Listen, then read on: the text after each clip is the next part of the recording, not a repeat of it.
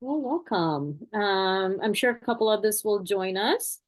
Um, it's really great to see you all. Now, just before I also start formally, um, spotlighting two people does not mean that you can't put your Zoom ga into gallery view, which will help you see all of us on the same screen.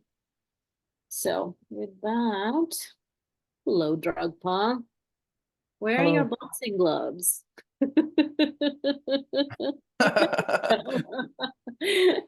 I'll do the same thing. Here you go.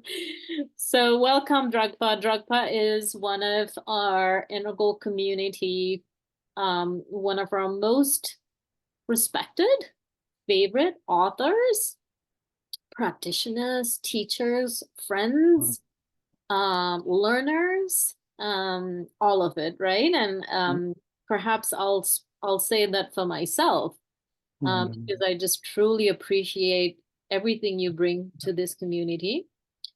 And a couple of weeks ago, we had a sort of a book launch session for Dragpa with Dragpa's new book, uh, which actually Brad, I think, played a role. Brad, who's in this call, also helped. Yeah, there you go. Helped put Thank it. you, Brad. Thank you. Yeah, absolutely. So there we go, the integral view of Tibetan Buddhism, and this book has a lot to do with lineage. So we already started a discussion about it a couple of weeks ago, but then Dragpa has also very kindly and compassionately also offered to come back with some challenges that are uniquely offered from the Tibetan Buddhism lineage to integral. So many of us here might sort of belong in both worlds. Some of you maybe belong a little bit more in one than the other, either in Tibetan Buddhism or in integral. Either way, this can be looked at today as a conversation, a dialogue, perhaps also a little bit of a debate here and there, but all in good faith. Um, so I think both Dragpa and I are happy to go in any direction. And then in different times, we will also include the rest of you in this conversation as well, for sure. But to start off, how about if I share my screen and well, until I share my screen, Dragpa, is there anything that you'd like to say as our chief guest? Is it okay to start with just a mini meditation? Absolutely, let's do that. All right, wonderful. So jumping right into such a giant, vast topic as integral and Tibetan Buddhism. In both cases, in my experience, the view or the worldview, kind of how our mind, how our body is kind of being and engaging with its world, with its experience, that's always principle. And so in Tibetan Buddhism and Buddhism in general, always the motivation, that's called motivation or the view, and like kind of more technically, is always honored or like kind of really brought forward up front before we do anything. And so as a meditation and somewhat of a challenge, and also just as a eased, kind of relaxed invitation, like try to really turn on a turquoise experience. Try to really, as much as you can, in whatever way you do with your body, speech, mind, with your all your faculties, this living ecology that is you, like really try to activate it and have it be in a lived, breathing, in touch, grounded, deeply caring, integral view. Buddhism calls this middle way view. And there's a lot of instructions in that, and I'm not really going to give them. So I'm assuming some people have a little familiarity with Buddhism, maybe a little familiarity with integral, either or none, but just kind of relax your attention, kind of soften the belly, open the heart. And then if we can, I thought, look at each person. I mean, we're really here from an integral view and a Tibetan Buddhist view, in the Sutra Mahayana view, we are in this to win this for all of us. And it includes every single person on this call, including ourselves. And like, these are the beings like us that we're really trying to genuinely care for and be with and learn from and celebrate. And so here we are. Like, it's not some infinite sentient beings out there. It's like literally these people here right in front of us on our screen. Like, have this very interesting karmic link to share this time-space Zoom medium together for this brief little window. And like, really, like, how can I be of more service to each of you on the call? For anyone who comes across this time, for anyone who comes across me later as a memory, as someone in the grocery store, like, how can I really genuinely show up more fully and lovingly and clearly, helpfully for other beings? Like, have that tenderheartedness turn on. It's like a really lived, mature, integral approach. And Buddhism calls that middle way view. So I would just, maybe we take 20 seconds and just really rest and kind of turn on that view.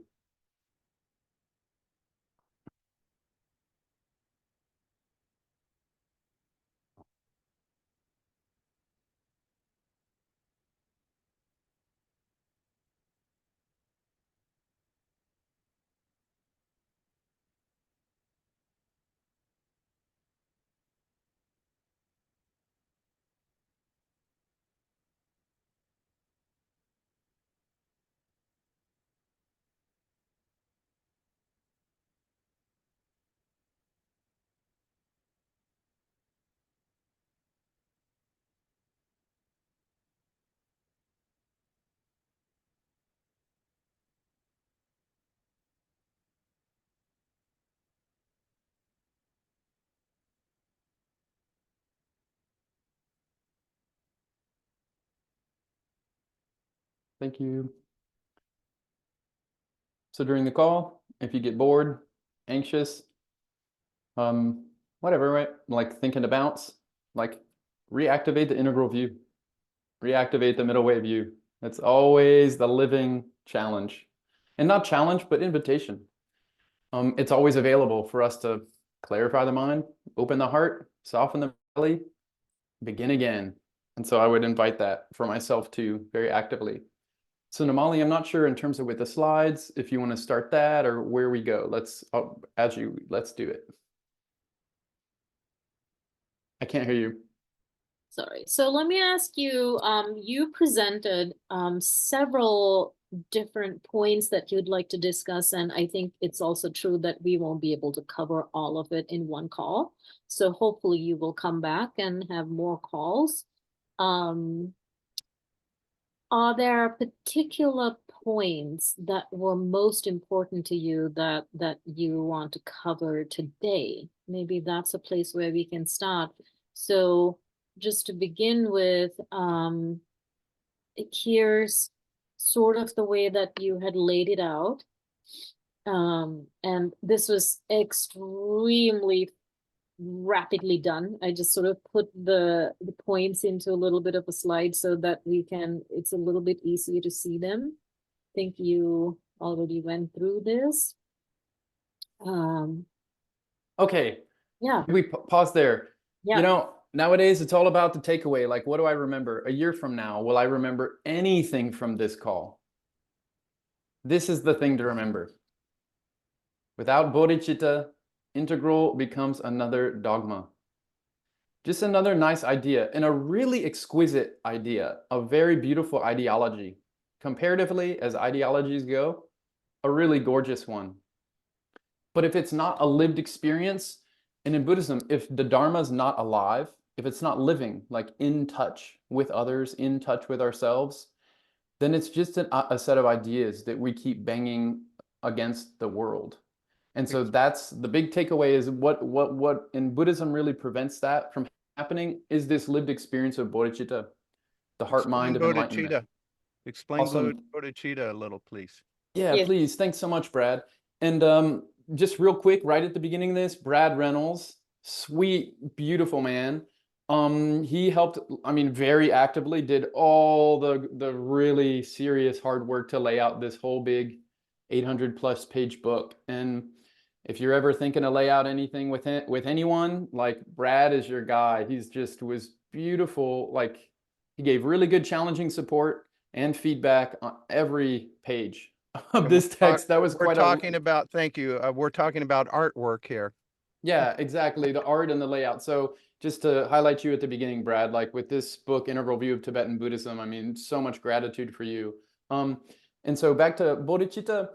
Bodhicitta can be defined in a lot of different ways, but in like they call it often the union of wisdom and compassion in Buddhism. This is speaking in Mahayana Buddhism or Tibetan Buddhism, or they call it like the heart mind, or they call it the natural state of mind or the nature of mind. It's basically how our mind and body is before we twist it into some kind of a fixated way that it can't just, that it doesn't allow itself to just naturally be what it is. So it depends on the level of the teaching and how this is engaged. And so how the definitions are very, there's a lot of them depending on the ecology that it's being understood in.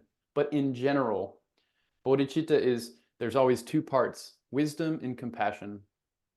Wisdom is seeing the nature as it is, so to see insight, so that's a very general definition.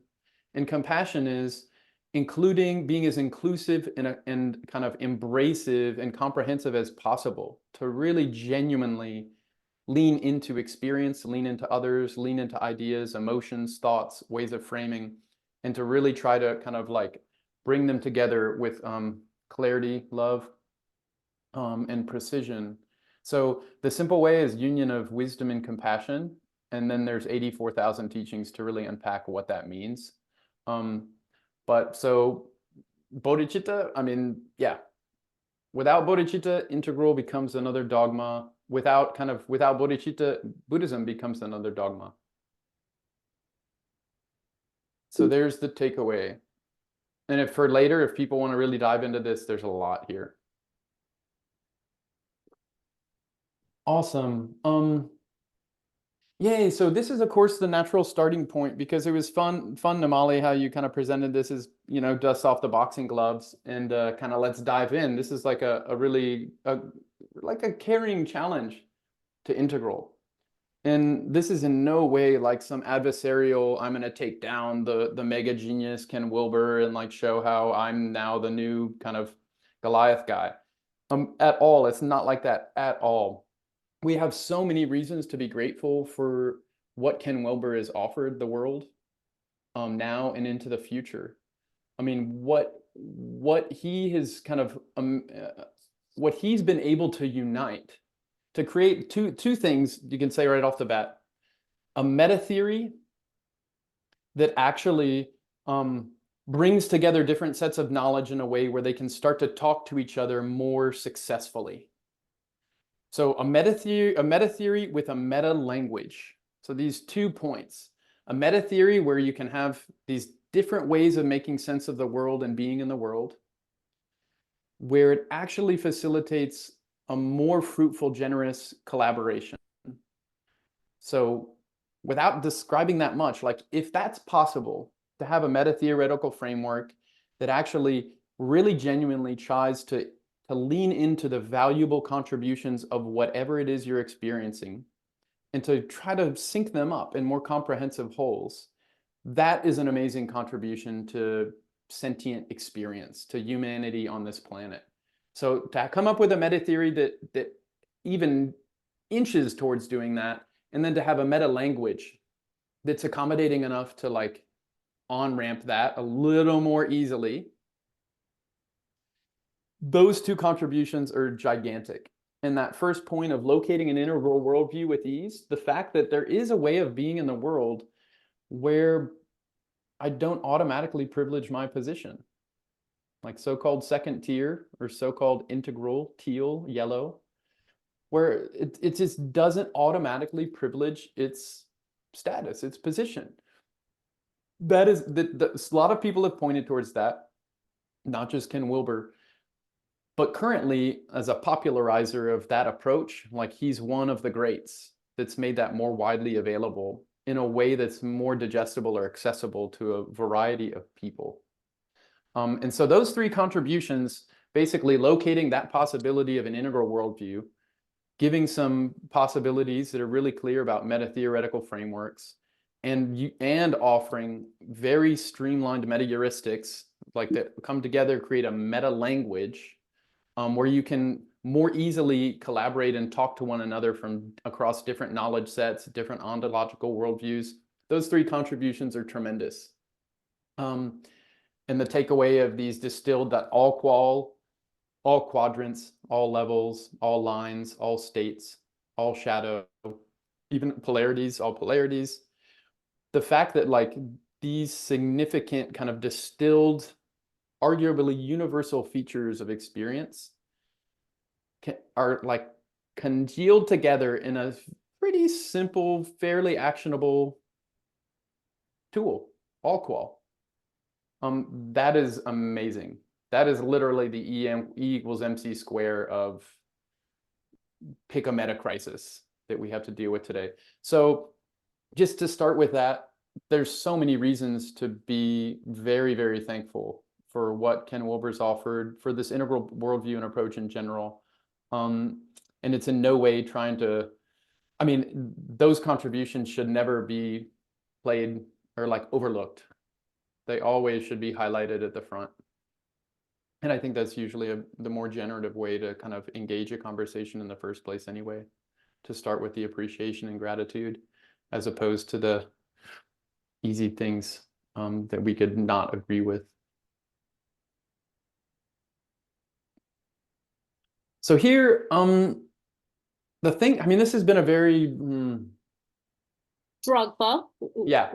Just say one little thing. Let's also like move this along also. So I'll go Cool. with your bullet points, and you can Good. tell me to slow down, or sometimes I might add a bullet point to kind of help you keep moving along also. Yeah, cool. Maybe pop all the, if you would, pop all that whole section on there, Namali, of these key points to consider. And I'll like quickly highlight. Thank you.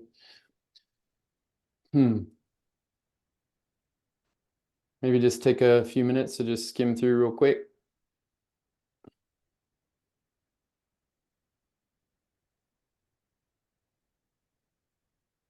So even just this morning, something really kind of clarified in my mind. And it was that the current, when I speak of integral, I'm assuming Wilberian integral, that integral is an approach. As Dustin DePerna said, it's a content-free approach. Tibetan Buddhism is not only an approach or a view, it's actually a lived ecology. So I'm assuming Tibetan Buddhism takes an integral approach, but then in the lived experience over centuries has actually created culture and society and worldview making, meaning making, that actually has become these lived ecologies. And this is a significant distinction. An approach compared with a living ecology that's manifesting that approach over time. This is an important distinction to highlight in my mind. So this first point, humility. If we're going to try to understand something as amazingly comprehensive as integral, we have to really come with a lot of humility, because it's trying to integrate a lot of knowledge. The same is true for Tibetan Buddhism or Vajrayana. Okay. On this point of humility, Tibetan Buddhism actually includes 4 complete philosophical systems. Each system, the first one, as you go into it and explore it, it opens into the second, which expands into the third, which expands into the fourth. Each of these philosophical systems then become the bedrock for 9 levels of study and practice in Tibetan Buddhism. And these 9 levels have been put into practice and study, like rigorous intellectual study, since the 8th century in Tibet, and then going back to about 600 BCE in India, according to Nyingma lineage. So, which is just to say, when we're engaging something as rich and layered and dynamic is that kind of a living tradition, we really should proceed with a lot of humility. And it's just the smart academic thing to do.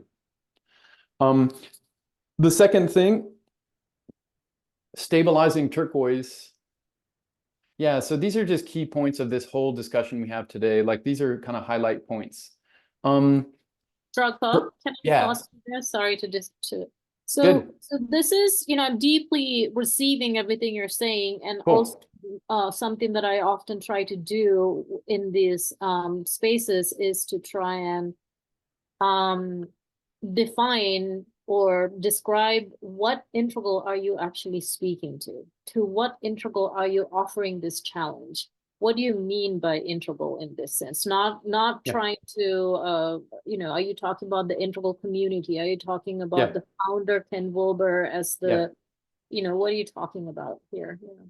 Yeah, wonderful. In general, thanks, Namali. In general, I'm talking specifically about the entry approach and integral, often referred to as teal or yellow, that has that initial aha relief of starting to connect a lot of dots between different life experiences and insights. So that general approach of mapping, that's often called the integral approach.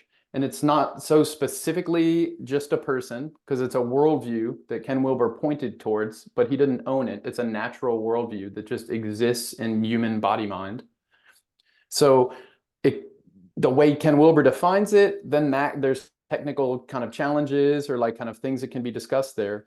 But it's much more the encouragement of like the initial tendency of having that teal entry integral experience where you start connecting a bunch of dots, but it's not yet really being kind of richly integrated into your lived experience, which is what I would call like a more maturing turquoise perspective if we use spiral dynamics language.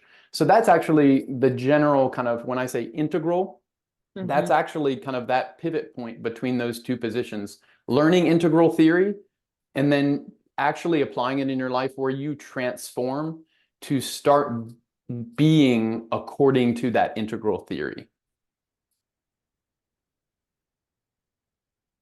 I don't know if you want to take questions along the way, Dragpa. Brad's hand is up.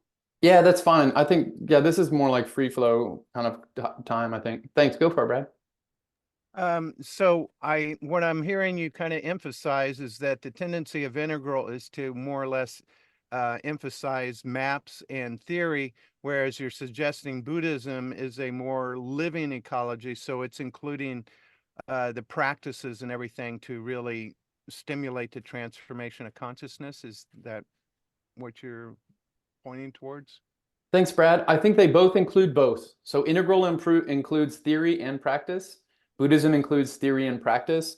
And the same challenge goes to Buddhists, myself included. If we just stay in mental theoretical modeling, mapping, tenet systems, study, but we don't actually absorb the meaning into our hearts. In Buddhism, they call it, you just repeat the words, you know the ideas, but you don't actually let it really affect your life. It's the same challenge for both Buddhists and integralists. And it relates to what Wilber's pointed to is the difference between translation and transformation. Translation is coming up with better ideas, more kind of inclusive ideas or accurate ideas, predictive ideas, versus actually changing how you function in the world, in your relationships, with your own self-knowledge, to actually kind of have those ideas become lived experiences that you kind of improves like your experience and happiness and kind of meaningfulness in the world. Yeah, that makes a lot of sense. Though, as you were pointing out, Buddhism has thousands of years showing that transformation is possible, whereas integral has not really had a lot of enlightened beings come out of it yet. Yeah, and that's part of the challenge is that because Tibetan Buddhism is such a rich and ancient culture that actually isn't just a museum piece, there's still millions of Buddhists and Tibetan Buddhists around the world, and they've maintained this living lineage for centuries now.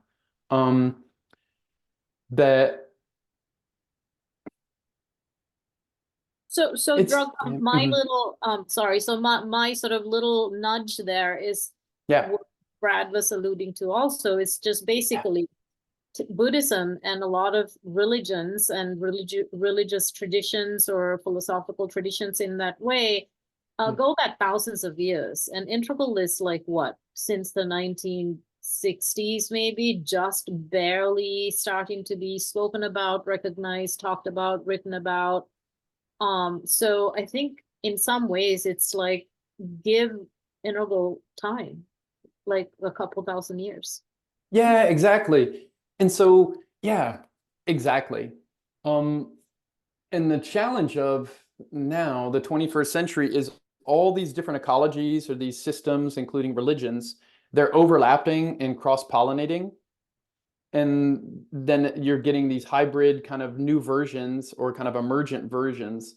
And I'm in favor of that when it's done with a lot of care and groundedness and respect and kind of and a lot of things. But given the 21st century with the urgency of the problems we're facing, like I mean, it's a really tender spot for me. Because to the third point of not breaking a tradition that is known to produce enlightenment, the trick is like integral needs hundreds of years to actually become living ecologies, kind of, if it's going to be seen as an independent ecology. But during that time, preserve the kind of experiments that are already generating enlightenment and create somewhat separate alternative fail-safe experiments that if they don't end up working 10 years, 20 years, 100 years, if they fail, the other ecologies that have been proven to work over time, they don't get taken down with them. So that's the part of the challenge. Like definitely any living system needs a lot of time to get evolutionary foothold. And while that happens, be really careful to not sacrifice the living ecologies we have that are already valuably, kind of reliably producing, waking up, for example. So that's part of the trickiness of a tender trickiness of the situation. How do you take an integral approach to something and do it in a way that doesn't break the internal kind of essential components of that ecology? That's And Buddhism's been debating itself about that for a long time. What's the essence? What's the expression? Yep, there's a couple more hands up, Dragpa. Yeah, cool. Go for it, Amanda. Thank you, Dragpa. Hi.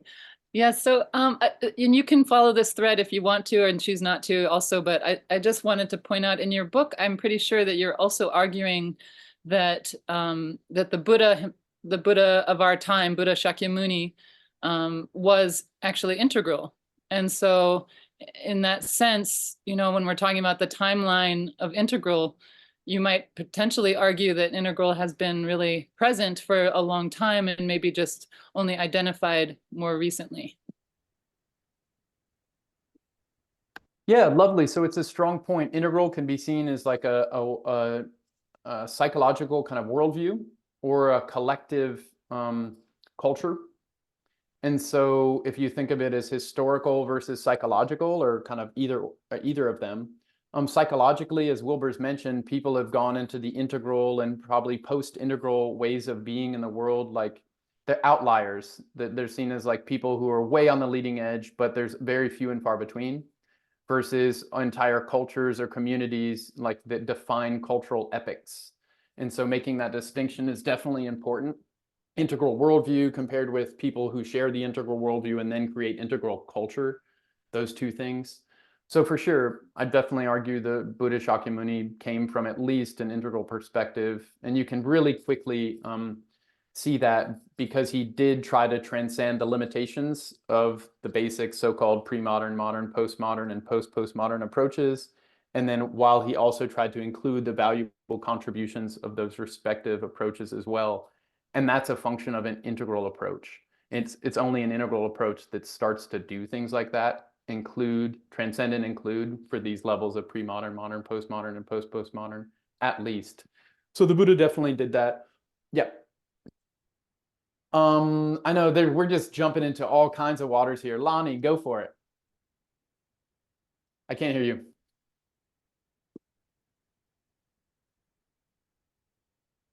There we go. Hey, Dragpa. Hi, Amanda. Hi, everyone. Yeah, so just following up on what sort of related to what Amanda said, I mean, I don't see integral as separate from any of these things because it transcends them, but includes them all.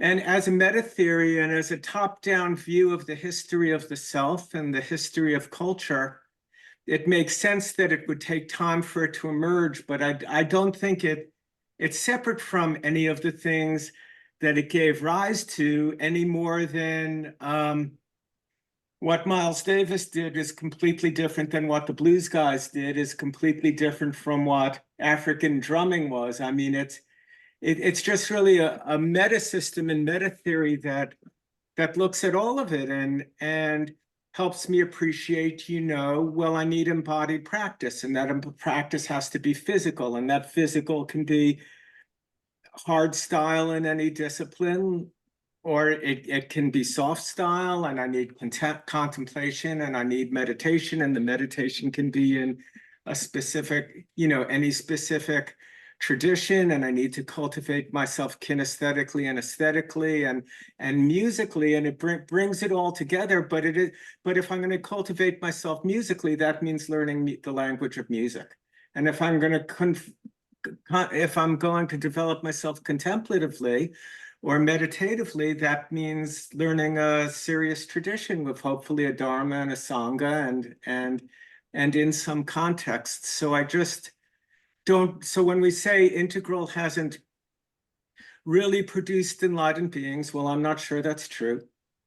And I'd also say we've also had all the tradition. Buddhism's now had 4,000 years, and Taoism's had thousands of years, and all the isms have had thousands of years, and yet here we are. So for me, an integral is just this overarching framework that, at least in my life, helped me pull all these disparate influences together into one self, capital S, and isn't really separate from, I wouldn't separate it from the traditions. And I think Amanda has made the same point, and I think even in your book, you make the same point. And if Buddha was integral, then Buddha was the 100,000th of 1% leading edge. And it's just taken this long for Buddha's enlightenment, essentially, in a way, to come online. I mean, dare I say, perhaps arrogantly, as a starting point for many of us, as the foundation of something to be done in just higher cultural structures. So anyway, just some thoughts on it, but I can't separate them out. And I don't separate integral from Buddhism or Taoism or from jazz or from any of it. It's the overarching context in which I engage with all those things. Great. Thanks, Lonnie. Thank you.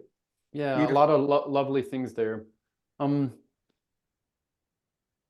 Yeah, in order for integral to stay alive, integral meaning integral, whether that's teal, like I'm just starting to map make and connect dots, or turquoise, I'm stably, livingly trying to be with my lived local ecology of people and place and myself in ways that are as most nutritious and supportive as possible, given what's available.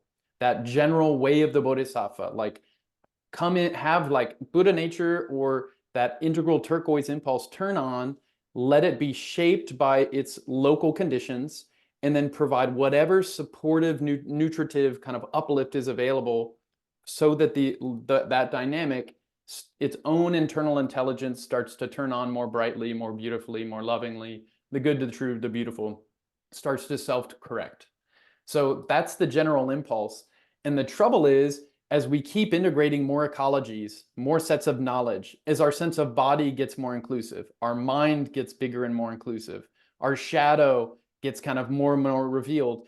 The tricky edges that we haven't yet integrate, they become the sticking points or the limitations that we have to further integrate through. And there's always going to be this tricky edge until we're so-called enlightened. There's always going to be a boundary that we're fixating and holding on to unrealistically because we just haven't yet shown up that far, or grown up that far, or cleaned up that far, or woken up that far.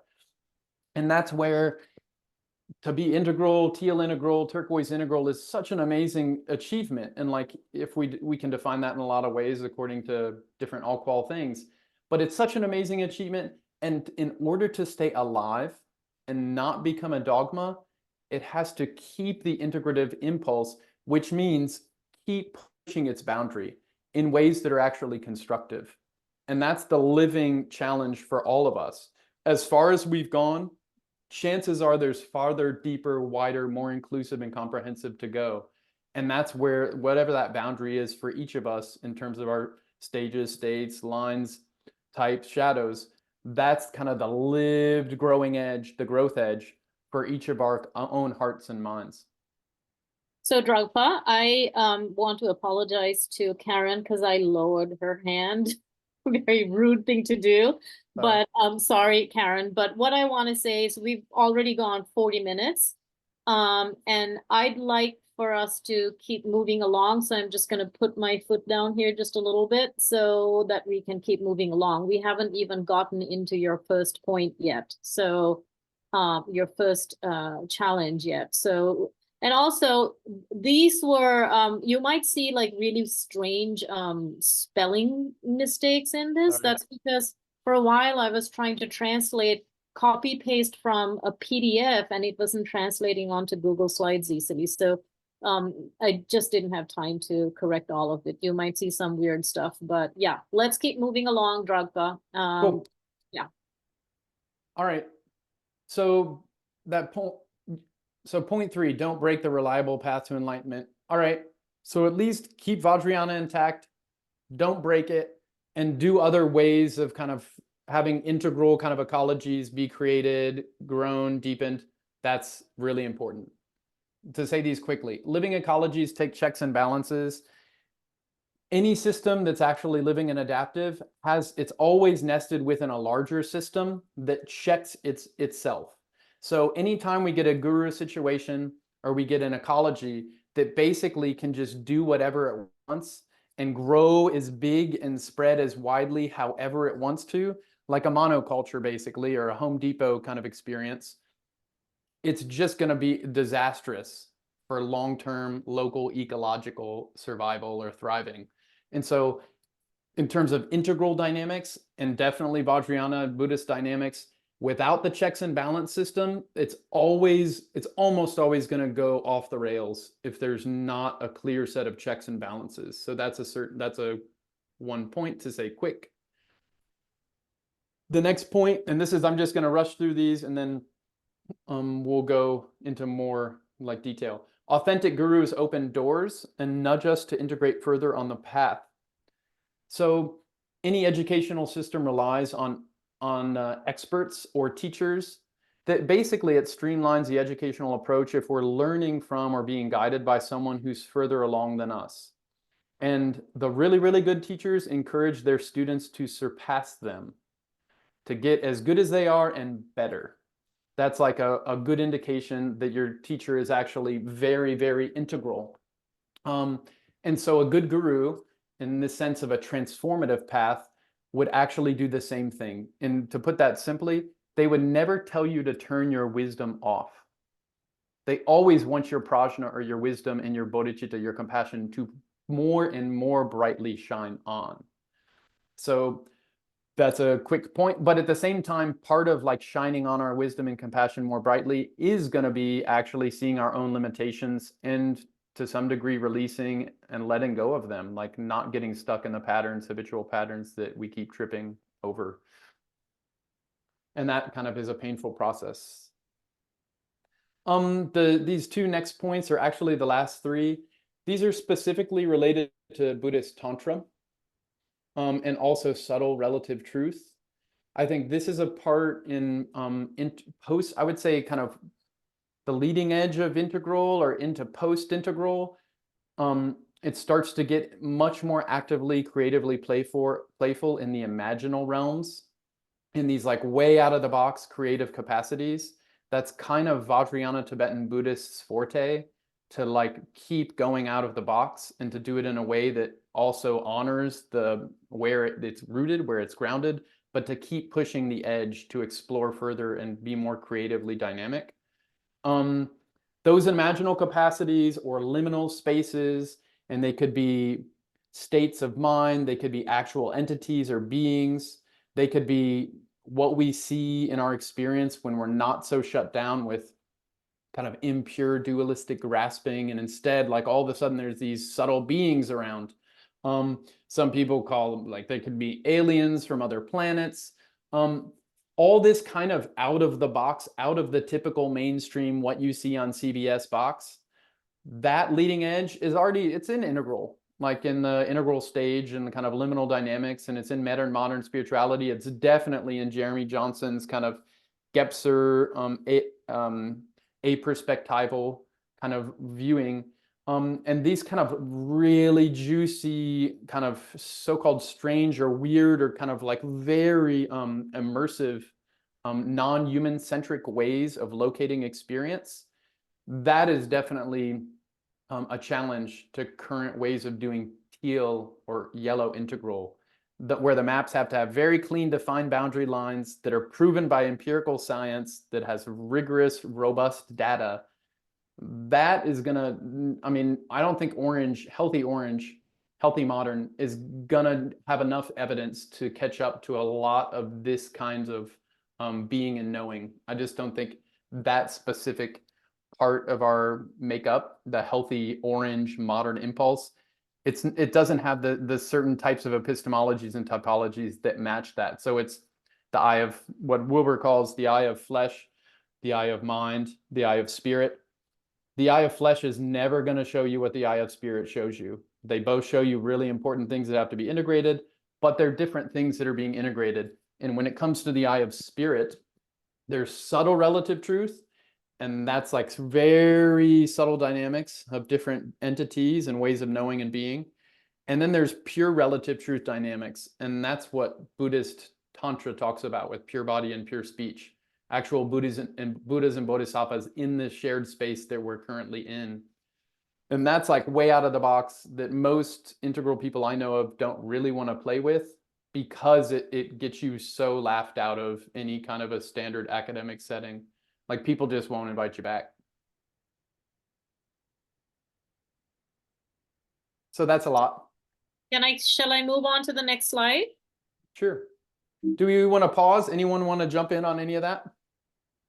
Let's keep moving along. Sorry, Dragpa. Okay, cool. Yeah. So let's just go, keep moving. Is there anything here that you might like to say, or have you already spoken to that?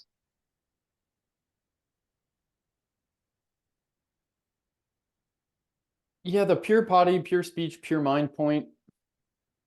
It's just it's a big one. I've seen in a lot of integral, like Wilberian integral spaces, that in terms of Buddhism, a lot of people are very Zen friendly, which emphasizes pure mind. And Wilber himself seems to be more Zen friendly, which is amazingly important. It's called the third vehicle in Tibetan Buddhism, the third approach of study and practice, which is then incorporated or integrated into the tantric levels. And the tantric levels start to also include, in addition to pure mind, they also include pure body and pure speech. It's talked about as deity and mantra. And so that's when you actually start, actually being in an imaginal space, or like a lived, embodied experience where you're manifesting as a Buddha with other Buddhas doing Buddha activities. And so that's a big distinction, but in Buddhism, between Tantra and Zen or Sutra Mahayana. And I think that specific distinction is often not cared for thoroughly enough in a lot of the Wilberian integral circles I've come across, largely because it seems like to me, you really have to be in a living lineage context to actually, in tantric Tibetan Buddhism, to really explore the pure body, pure speech, and pure mind a little more thoroughly over time. You have to like really be in kind of a ongoing relationship with a teacher, for example, and working with that teacher or teachers in a lived kind of context. Doesn't have to be on site in a hermitage, but without that, the theory, you can read the books about it, but it actually isn't the same, and it won't do the same thing. Keeping it at a safe meta model distance versus like the lived inactive experience of living lineage ecology, they're just very different things. Mutually supportive, but quite different. Okay, yeah.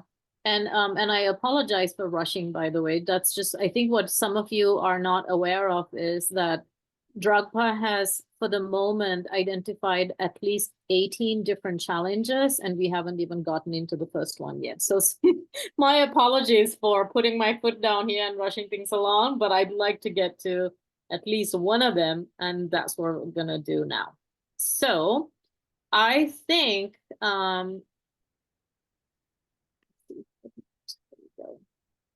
okay, is there anything you want to say about this? Or have you already spoken to that? I think to put it in a funny way, like if we don't have the tender heart and mind of bodhicitta, of kind of that living turquoise impulse of integral, it's just going to basically be a soulless LLM. What Without is an LLM? a large language model, we're basically going to have really good at meta modeling stuff, but not as good as almost any AI could do right now already. But we have a soul, and we have a tender heart, and we have this natural intelligence. So meta modeling is just not good enough. It's like it's not enough from what integral promises. Like actually integral promises is a lived, embodied, inactive, immersive being with experience of self, other, in the world. But if we don't have that like living, juicy heart of bodhicitta, of heart mind, or of wisdom and compassion together, where we're really genuinely curious in others' valuable kind of contributions, and like if we don't have that as a lived experience, this is the thing that will cause integral to dry up from the inside out, and it'll just become another dogma. And so that first point, you can talk about it as an omni-win approach, or sometimes it's referred to as game B, where you really actually, you're trying to find the mutual benefits for who you're with and the environments you're in. Yeah, there's just so much here. So it's not just intellectually trying to understand where someone's coming from, but to use kind of a lot of different types of intelligence that we have, which is what all qual's really good at, to like turn on these different lines and these different layered stage experiences and these different quadrant kind of cornered embodiments, and trying to integrate them more fully. So we really have these kind of more optimal conditions for good faith, for like actually being generous of spirit and really genuinely trying to bring valuable things together in an integral fashion. And that actually means trying to really viscerally be in different cosmic addresses, different lines and levels and types, like Wilber's integral semiotics points to. Like, what's it like to be in an upper left quadrant from a modern approach that has a shadow of self-importance activating? I mean, we can actually try to put ourselves in that specific corner of how we would experience reality, and to like get a little more in touch with that way of viewing and embodying experience. And then all of a sudden we see, oh, that approach has a lot of beauty in it too. And it also has a lot of suffering. And given that, then we're like, oh, this is part of the dance. And so that's actually a lived practice that I think Wilber very strongly encourages, and definitely Tibetan Buddhist way of the Bodhisattva does too. Yeah.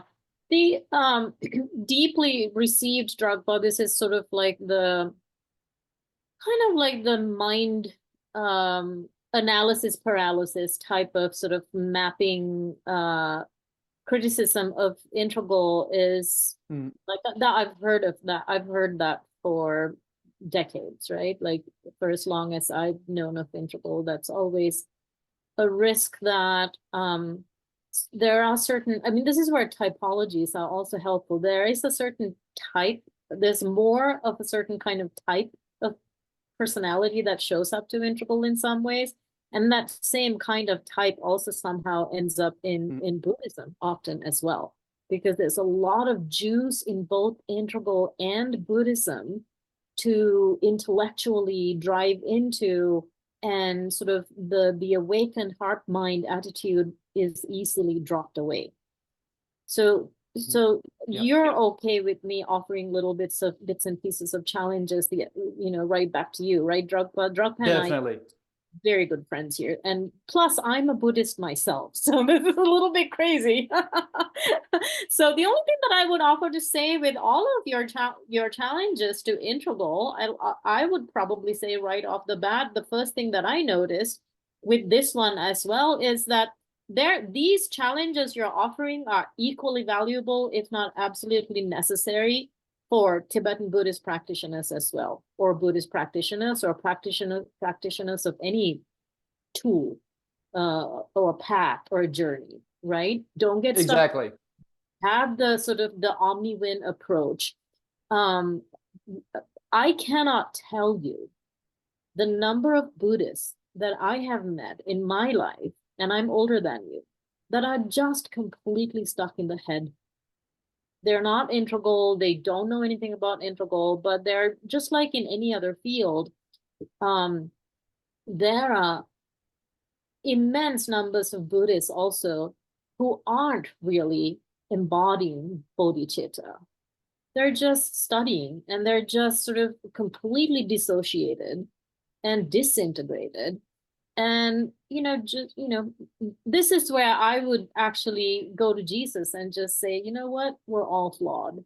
We're all flawed and beautiful. And we're all, to use a kind of an old Catholic term of we're all sinning here, we're all sinners.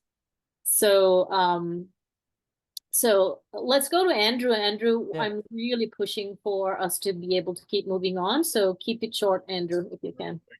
Yeah, just with this point, Dragpa, and I just want to say thanks for publishing your book. I downloaded it. It almost crashed my Kindle. I looked at the size of it and I thought, holy hell, I don't know when I'm ever going to get time to read it. But thank you so much for putting that into the ether. And I just wonder what you think of arahants given this point. Yeah, amazing. Thank you, foe destroyer arahats. They've really given up ego grasping. They've overcome. Just quickly describe what an arahant is for those who don't know, Dragpa. Yeah, so an arhat they call it a foe destroyer, or someone who's actually destroyed the root cause or troublemaker of samsara, of suffering, which is kind of our own grasping mind, our own duality, me first, self-importance, fixation, and obsession. They've totally removed that, and because they remove that cause of ego clinging, then they no longer experience the result of the suffering of ego clinging, of like exaggerated self-importance. So they're free or liberated. They're technically liberated. They'll no longer experience personal suffering because they've given up ego grasping, like an unrealistic, mistaken way of always centralizing themselves at the expense of the interdependence they're always a part of. So that's an arhat, which is so extraordinarily amazing. And they have so much loving kindness, and they have so much compassion, and they have so much wisdom, like the great Shariputra, great Moggallana Putra. It's so immeasurably, like, so noble, so wonderful, and there's further to integrate. So in addition to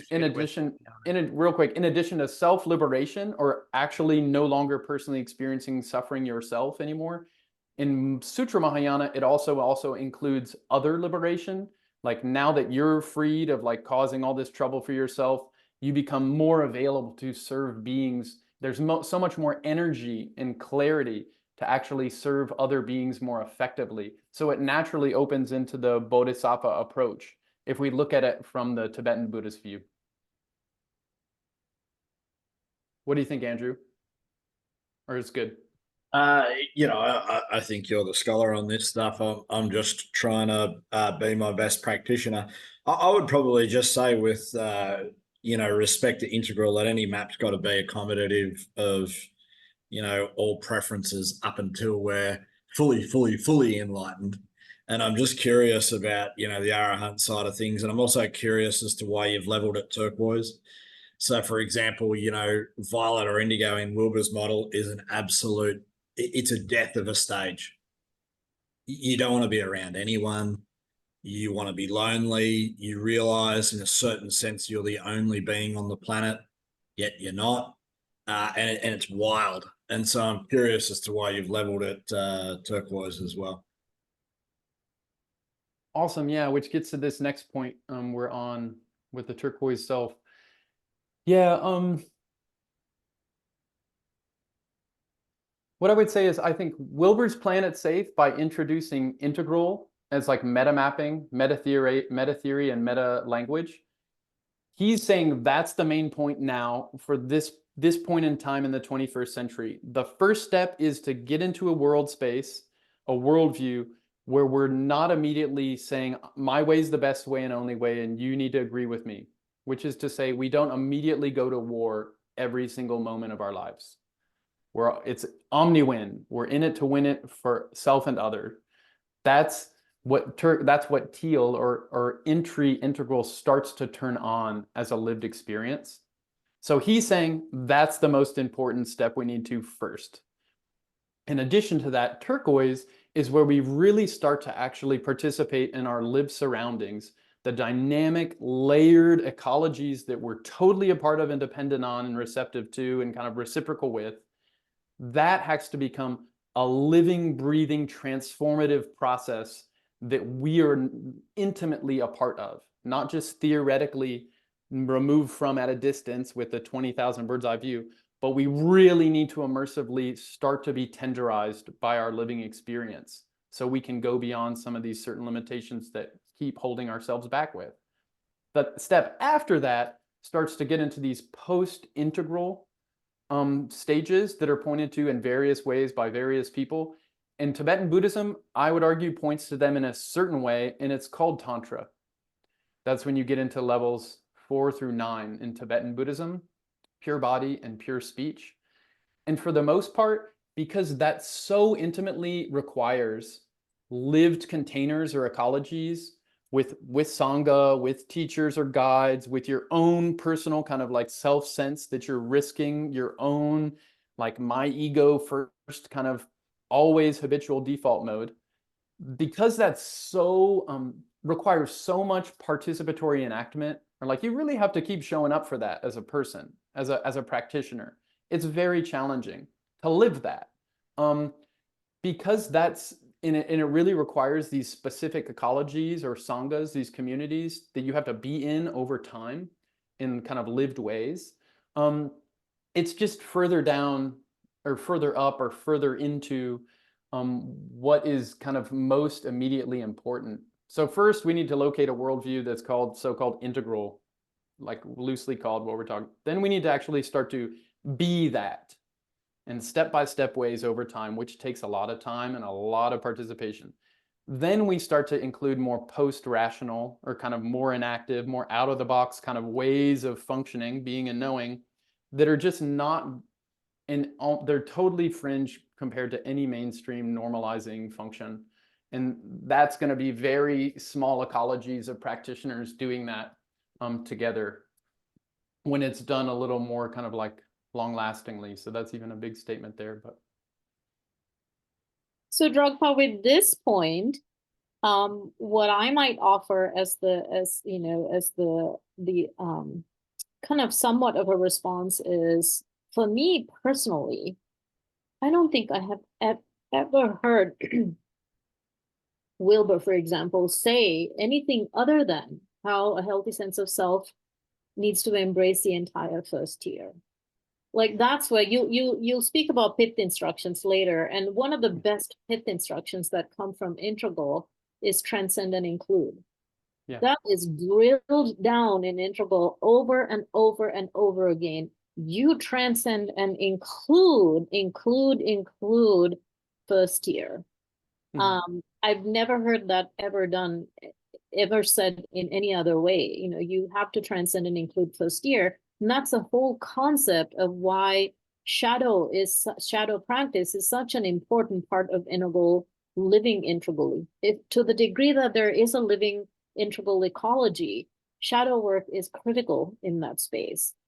You know, so yeah, like I don't necessarily feel there is anything new here. The only thing that I would say is, just like in the way that Buddhists or Christians may not actually practice the teaching, integral also finds many times in ourselves where we're not practicing perhaps, or forgetting to practice the teachings. So again, I think it's kind of for both worlds here. Yeah, I would say yes, and I agree with all what you said there. In terms of transcending and including first tier, we have to like incorporate a healthier sense of all these levels of the stack, however we define them, whether we use like the spiral dynamics scheme or kind of whatever scheme of like a textured kind of living system. That would be the healthy self-sense. The more we include in a kind of the functional ways and overcoming the kind of respective limitations or the ways of shutting down and locking up, then we have a healthier sense of self. And then, but the part of that's the and for me is then in Tibetan Buddhism, that becomes like kind of, that's like defined in the third Bodhisattva yana, or the Bodhisattva level. It becomes the bedrock for then doing Tantra, or pure body and pure speech, where it starts talking more about deity, mantra, and Dharmakaya. And I think, I mean, this is like kind of, it's all, and to some degree, this is all speculative metaphysics, right? But it's actually, I'm just using what I know of Tibetan Buddhism so far. That once we start actually stabilizing that integrated, call it a turquoise self, or like a first tier that's really starting to kind of come together and mutually support itself. I'm not saying I've done that, but that's the general idea. Then we start to experience the next layering, which would so-called be like maybe purple, or kind of the mythic engagement. We're not experiencing how we experienced it before. So we're not going into a sub-layer and experiencing the healthier version of purple there. We're actually then opening into, well, what would a more awakened being, how would they experience it? And the way Tibetan Buddhism defines is it, they don't experience it impurely, which is where you would go back into your sub-layer of purple. They experience it purely, which is where you're expanding into a new way of being with purple and red and orange. And that's called deity and mantra.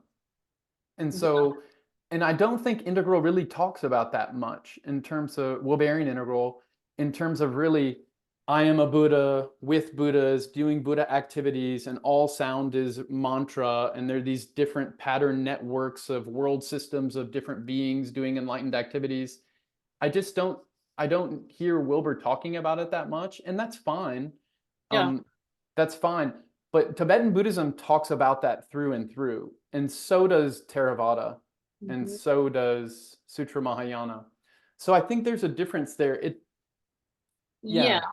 So what I would offer in this sense is that Integral doesn't do that because Integral isn't talking up in the language of one tradition. Yeah. It'll do everything it can to try and avoid it because it's actually much more inclusive than that.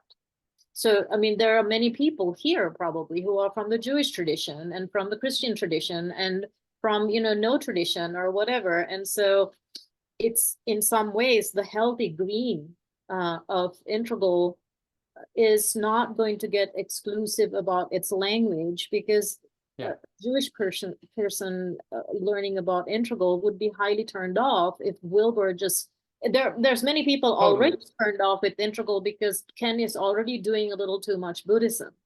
Totally. That's his tradition as well. So So yeah, there's that. And as far as sort of what you might, I don't know if this is semantics. I'm not really sure. I receive what you're saying. And I will also say what you call post-integral, integral purple, integral red, integral blue, so on and so forth, is what I tend to refer to as the return. In other words, once you are in second tier, whatever that means, then when you do your shadow work, when you integrate the first tier, you're doing a kind of a shift that I call the great return. We return to beige, we return to purple, we return to red, not as we knew them, not as they were compound shadow elements, but rather from a new wholehearted desire to integrate the absolute beauty in all of those first year stages. I call them making the great return to each of them. Mm-hmm. So that's how and the reason why I'm saying that is because that's what I have gotten from Integral, because that's how I have read and translated the teachings of development through Integral. So Dragpa, shall we do one more, the next slide, and then maybe open up the conversation? Well, yeah, let's do one more.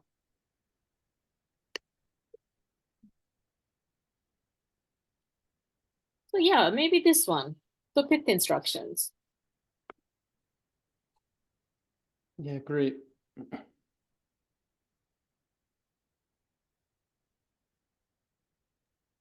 Please Yeah, define pith. Yeah, exactly. This is where an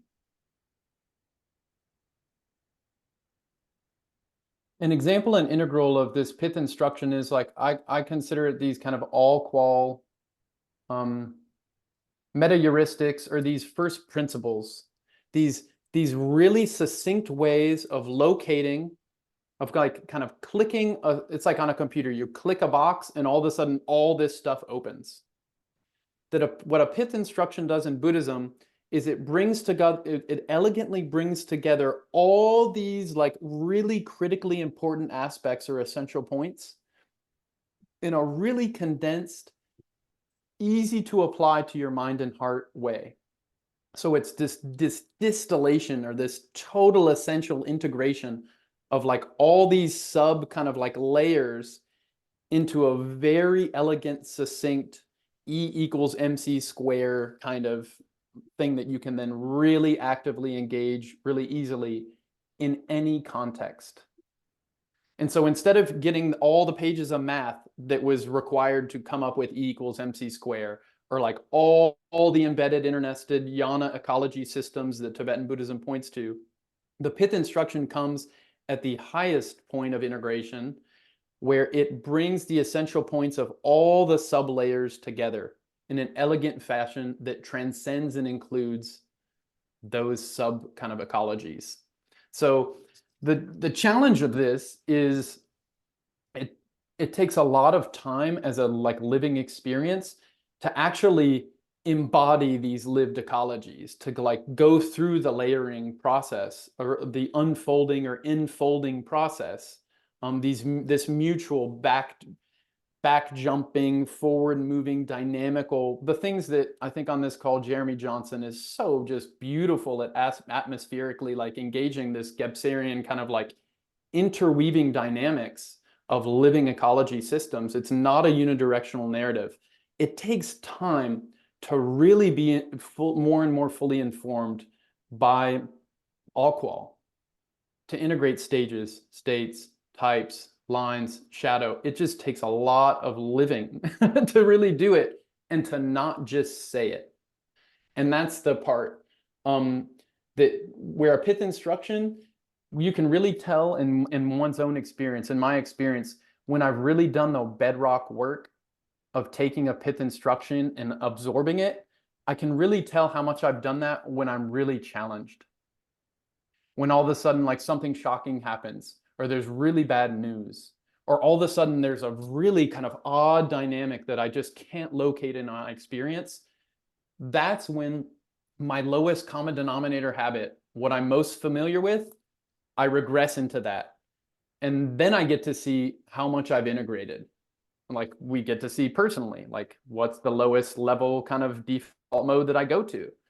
And so the point here with the pith instruction is an actual pith instruction has to elegantly bring together all these essential points as a lived experience that then would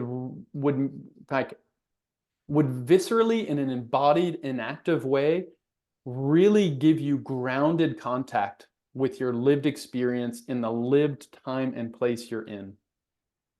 So to put it in integral terms, integral can't be done properly if it's just, okay, as a meta-theoretical framework, it's content free. But if you don't actually locate it in time and place and grow roots in a time and a place, in living conditions where they will actually shape what the pith instruction is, like how it lives and breathes over time, then it's just largely theoretical. And like it's, oh, be like the sky, have mind be like the sky. That's all easy when you have tenure and you have a nice warm home and all that. But if your world starts really falling apart and someone says, yeah, hey, Dragpa, be like the sky, you know, then I get to see how much of that intimate layering I've really done with that pith instruction or not. And it's like Buddhism constantly, that's also why they bring death to mind, like throughout the path, because that's a time when for almost all of us, it'll be one of the most challenging experiences we have, because all our usual ways of normalizing or trying to control experience, we don't have power to do that anymore. So experience just gets to happen and we don't get to control it. And that's when our default mode really comes on, our lowest level habitual pattern locks in. What's the worldview I actually believe in? And if, at that point in the dying process, it's too late to transform or to like do the time it takes to like actually transform and be with living ecology of body and mind. It's too late. The disintegration's already too far in. And so, yeah, as a pith instruction, it only works if we actually like live it and like absorb it in our lives. And again, that requires like planting roots in local living, time, place, bounded, breathing ecologies, which is a hard ask for a time when everything's so hypermobile, when the consumer's always right, when scandals are aplenty, when you get extreme versions of green and extreme orange and extreme, all of it, it just makes it really hard to keep showing up when your buttons keep getting pushed by life, because it's just easy to bounce, basically. And that's a big threat to lineage anything. That's a big threat to any ecology that's gonna last.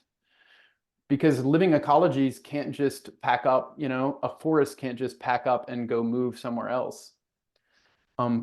That's the power of people. Like if we're of the certain privilege and advantage and we can do that, we might be able to do that for a while, but actually lineage can't do that. And long-term, like biological evolutionary ecology can't do that either. It usually just disintegrates. So yeah, what do you think, Namali? Maybe maybe at this point I'll stop sharing the screen. Yeah, no, I mean, I think again, deeply received. But there is something, you know, I'm the and person, right? So, and I would also just say that in some ways, this is also Wilber's own frustration in the sense of the critiques of integral, not you, not anyone in this room, I'm sure, but a lot of the critiques of integral frustrate the, you know, deeper students and practitioners of integral as a tradition, to the degree that it is a tradition, is because people haven't actually taken the time. People haven't actually gotten deeper into actually, like I can't tell you the number of people in the integral world itself who actually have never read Wilber because of YouTube and because of like pith instructions or just like these little heuristics that are great, that are really great. People also read them and translate them from the level of knowledge that they have, or the level of wisdom, or the level of development, or whatever that they're at. So from a certain specific cosmic address, a pith instruction or like an essential teaching or a core teaching is we can't avoid it being received in that way. But Wilbur himself would make the same argument that learning takes time, it takes practice, you have to go deeper. And so yeah, I mean, I think that's what I would offer. Integral itself is, in my opinion, full of pith instructions, just like I said, enhance and include. The most people, for the first time, realizing with ease that, oh, there's a subjective world and an objective world. And there's an individual and a collective. It's like, boom, like in visual, graphic form, the 4 quadrants come into your imaginal space, and it begins to reveal all kinds of new wisdom. So, flatland, or the idea of development itself, or aqual as is also kind of a pith instruction. Holons that were simultaneously whole and part, polarities. So these are, in many ways, the way pith instructions come through integral. And there's many of us who don't go deeper into that. And so we fail at really embodying, really studying, really learning what that whole thing really means. Again, nothing wrong with that, because I think people are coming at it from different levels of understanding. So it's a little bit unavoidable, but yeah, I think again, great points, more points. So hopefully you can, again, I said like there were 18 points, I think, and we only got to 4. And so now let's. And real quick, before we jump to Brad or someone else. Yeah. In addition to what you just said, it's related to my sense of this ecologies that are healthy always being nested within larger ecologies that are keeping them in check. And so if we're personally, whenever I'm not actually absorbing a pith instruction more fully, I very intentionally tried to put myself in a situation where there's going to be some other element, some person or a companion or a community that's going to kind of call me out. And to actually show up to cultivate the trustworthiness of that dynamic and the vulnerability to really be willing to try to keep receiving that Dragpa. Here's the thing you keep getting stuck on, put more careful attention there. And that actually, it speeds up or further kind of integrates the process of not having that blind spot be this kind of default mode for such a long time. And if we're not in a system of checks and balances that's a little larger than what I can control on my terms, according to what I want, whenever we don't do that, and Tibetan Buddhism calls that a teacher-student or a guru situation. That's a big part of that function. Not so that you'll always have someone who has power over you, because that's not an actual guru in Vajrayana Buddhism, because they always have to have the main impulse be bodhicitta, or else it just becomes a Rudra thing. They're just putting their power on everyone and sucking everyone's power away. But actual lived Bodhisattva Vajrayana teachers that have bodhicitta as the heart core of their experience, they're actually gonna, because they care so much and we have this Buddha nature that can totally be free and full, they're gonna keep showing up to help easing my own intentional interlocking mechanism to not want to grow or open or show up or clean up further. It's gonna keep trying to support the conditions that'll help my own mind and heart keep opening. So anytime we get out of that system, and there's different ways to do that in Tibetan Buddhism, people will go off the rails and say, oh, I had a dream of a such and such Buddha, and they told me what I wanted to hear, and now I'm going to go off on my own path. That's where all of a sudden it's not in a living ecological system that other people can check, like a scientific process of actual corroborating the experiment. It becomes one's own self-defined sense of check and balance. And there's so many ways that goes wrong. And Buddhism has its own set of mechanisms to prevent that. And I'm not sure if integral really has those. Yeah, I mean, I'm outside. I'm an outsider. I just really, I have a strong pushback here. Cool, good, thanks. Yeah, Dragpa, because I think your integral is really, again, it doesn't have large scale communities that are living together where we can actually sit in a circle, see each other, and really call each other out using, circling or, whatever practice that we might collectively learn. That, integral is too young, it's too tiny, it's too nascent for that lineage body of communities, right? So that I think we all understand. But my undergraduate degree is from one of my undergrads are from Naropa University. It is a Tibetan Buddhist community that in the 80s, there were no checks and balances at all. That's when you look at history, people were sleeping with everyone, and there was a big AIDS outbreak, and nobody was holding really anyone to account. And the Trungpa Rinpoche was running drunk down Pearl Street Mall here in Boulder. And I mean, the shadow and the pathologies in those communities were incredible and were also often seen as crazy wisdom, or that was a necessary part of people growing. So there's a big mess of no checks and balances between absolute and relative. So I would say there are plenty of Tibetan Buddhist communities. Sakyang Mipang Rinpoche right now, Naropa as a university, it could be on the verge of getting canceled as a whole because of what Sakyang Mipang Rinpoche has done. The power dynamics, the power plays, the abuse of women, and all that kind of stuff.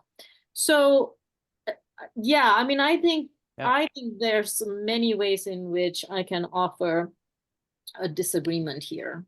And I would say this book that my wife Amanda printed out, Poison is Medicine by Dzongtsar Khyentse Rinpoche, this covers this specific issue a lot. It's a free ebook download by Dzongtsar Khyentse Rinpoche, Poison is Medicine, specifically on this topic. Yeah, and so I agree with you, Namali. In Tibetan Buddhism and Vajrayana communities, and we'd have to get really specific about what we're talking about. So it's not just big generalizations. Definitely, there's a lot of just craziness that's happened that hasn't been crazy wisdom. And again, we have to get really specific. But the main default thing that has to keep coming back to is there bodhicitta there? And if bodhicitta is actually there, then the activity that's so-called crazy wisdom will always lead someone to turn prajna on more wisdom, more compassion, more connection to the Dharma, more kind of all these Buddha nature good qualities come on. And when that's not happening, it's usually just crazy. And so even in Tibetan Buddhism, they would say that about, because there's definitely been different kind of severe things that have happened that it's not what the Buddha taught. It's what people used and then we'll go to Brad. It's what people used to tailor the situation according to what they wanted, not according to what following in the footsteps of the Buddha, for example. But that's a very specific conversation to have that's really, really nuanced. And I definitely hear you, Namali, for sure. It's tricky. I mean, yeah, there's a lot there. Is it okay to hop to questions? Yeah, there's please. a lot. Yeah, let's go to Brad. I appreciate your discussion there, guys, but you're also kind of talking from your personal experience. But having read all of Wilber's books, having written on him, I would like to point out that integral has never claimed to be a path to enlightenment. It's a stepping stone that acknowledges enlightenment. But, in the spectrum, it's kind of on the middle part. It's the beginning to the transpersonal. And so what Dragpa is calling living ecologies, we would call an ashram traditionally, which is a cooperative community where you are all committed to spiritual life, which is part of the problem with an integral community because we're all living in the world. and we have a lot more, challenges in money, food, and sex, that type of thing. And so integral is never going to be a fully developed, enlightened community. And I think that's part of what Dragpa is trying to maintain, is that we need to honor the traditional communities that are here to serve the transcendence of the self, to awaken to our true divine and Buddha nature, and that we need to allow those traditions to continue to exist, even if integral can tweak some of their shadow elements, right? But integral has never claimed to be a path of enlightenment, though it does acknowledge that there are higher stages that we can reach to. So I just want to make sure that's clarified. Thank you.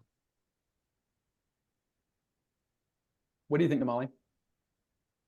Oh, I agree. I mean, hey, I come from the Buddhist lineage tradition myself. So even though I'm offering these ideas from an integral sort of community perspective, having been in the integral community for a long time also, it's a tough thing to do, because if we also take development into account, some of the things that are actually happening within development is that there is, as we have often said, there is a sort of shedding of layers of other worldviews that came prior. So for example, with green, there is less, with postmodernity, there's less and less of a yearning for modern values or modern worldviews. There's, with postmodernity, there's less and less need for or wanting for, or perhaps even a rejection of religious kind of amber like traditional blue community gatherings, for example, or these rigid hierarchies that you might see. So come later levels, there is absolutely a need to integrate the first year stages and those worldviews, but it's also, there is a deep comfort and a deep liberation also that comes into our worlds as development occurs, because we're shedding those layers also. So I'm not saying that this is a good thing. It's both good and also potential for pathology, potential for shadow and dissociation rather than integration. So yes, and at the same time, it is a limitation of integral perhaps, or also a gift for some people that integral isn't necessarily pushing for.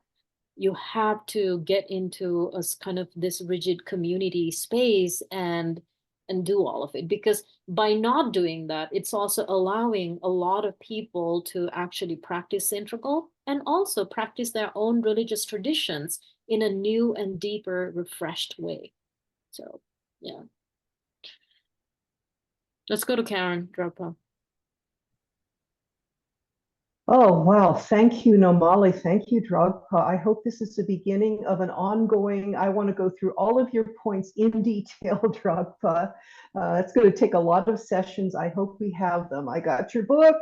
It's going to take me a while to go through it, but I am pumped. And the last few people who've spoken have spoken to the points I wanted to raise. I mean, the focus on turquoise at the beginning of this presentation, I think there's a reason for starting there, because that's where we are now. I mean, everyone here has been through this stage where we, I guess I'll put it my way, fell in love with Wilbur's map. Everything makes so much more sense now, and we learn the map and we connect this with that. But now at turquoise, we begin to live it. My metaphor is that the theory is like a skeleton, like a model skeleton hanging in your chiropractor's office. And you see how it all works, how everything fits, and this bone connects to that bone. But when we move into turquoise, we start to live it. It becomes complex breathing. We no longer really even need to see the skeleton, but we start to live it. And we live it as a community. And the comparable level, like second, third tier, I think is a higher octave of first tier. As it's purple coming online as turquoise, the tribes gather. We are conscious of ourselves as a tribe. And this is our Sangha, this is part of my Sangha now. We're starting to live it. We're starting to live it with juicy complexity in our real lives and as a community. I love this community. It's part of what why I wake up in the morning, is because occasionally I get to hop onto these sessions. So thank you. And the piece I want to focus on is where I'm excited about your integral view of Tibetan Buddhism. Buddhism is not my lineage. My lineage is Sant Mat. It's very different, but it is Guru Yoga. And I was reading Ken Wilber for 40 years alongside practicing in my community. And to me, Ken Wilber and later his Akko model, as I've used this metaphor before, was like an outrigger on the ocean-going canoe of my life. Ken Wilber kept me from capsizing sometimes, so I was able to get a lot of benefit from Guru Yoga without being destroyed by some of the dark sides, the potential pitfalls of Guru Yoga. And where I see integral theory, Akwal, meta theory, as a huge tent, and here's where I really take the point Brad just made, it is not itself a way to enlightenment, but it's a huge tent that makes sense of all of the lineages, all of those magnificent lineages that were consolidated during the pre-modern era. And I'm talking about the Abrahamic religions, Hinduism, and so on, which has so many, Kashmiri Shaivism, Advaita Vedanta, the Taoism. I mean, Christianity. There's so many traditions, and they align. This is one of my passions, how this aligns with that over there and so on. But these can all be outriggers for each other. We can all, as we bring the lineages in under the tent of integral as we practice them, they can be part of the community where we self-correct. If one starts to go off the rails, the other can say, hey, let's address this. And what I'm hoping, and I will want to explore this with you in further sessions, Dragpa, is where in my rudimentary understanding of Tibetan Buddhism, is this can be especially useful in dealing with what Andrew was bringing up. As we go up from second into third tier, I mean, stuff starts happening. These liminal spaces start opening up, and we start coming into conscious connection with these subtle energies, and they can wreck us if we're not really prepared for them.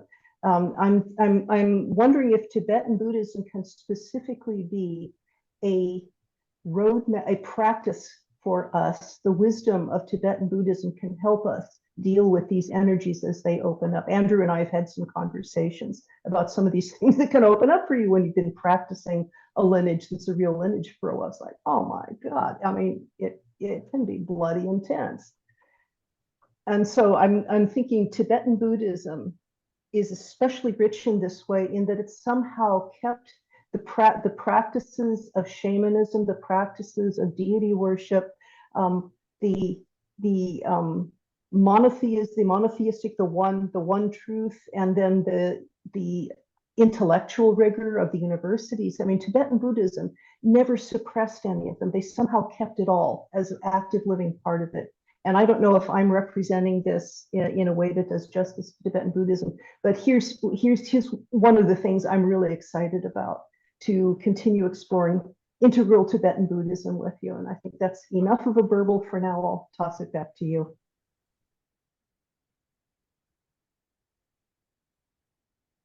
There's a lot of beauty there. Real quick,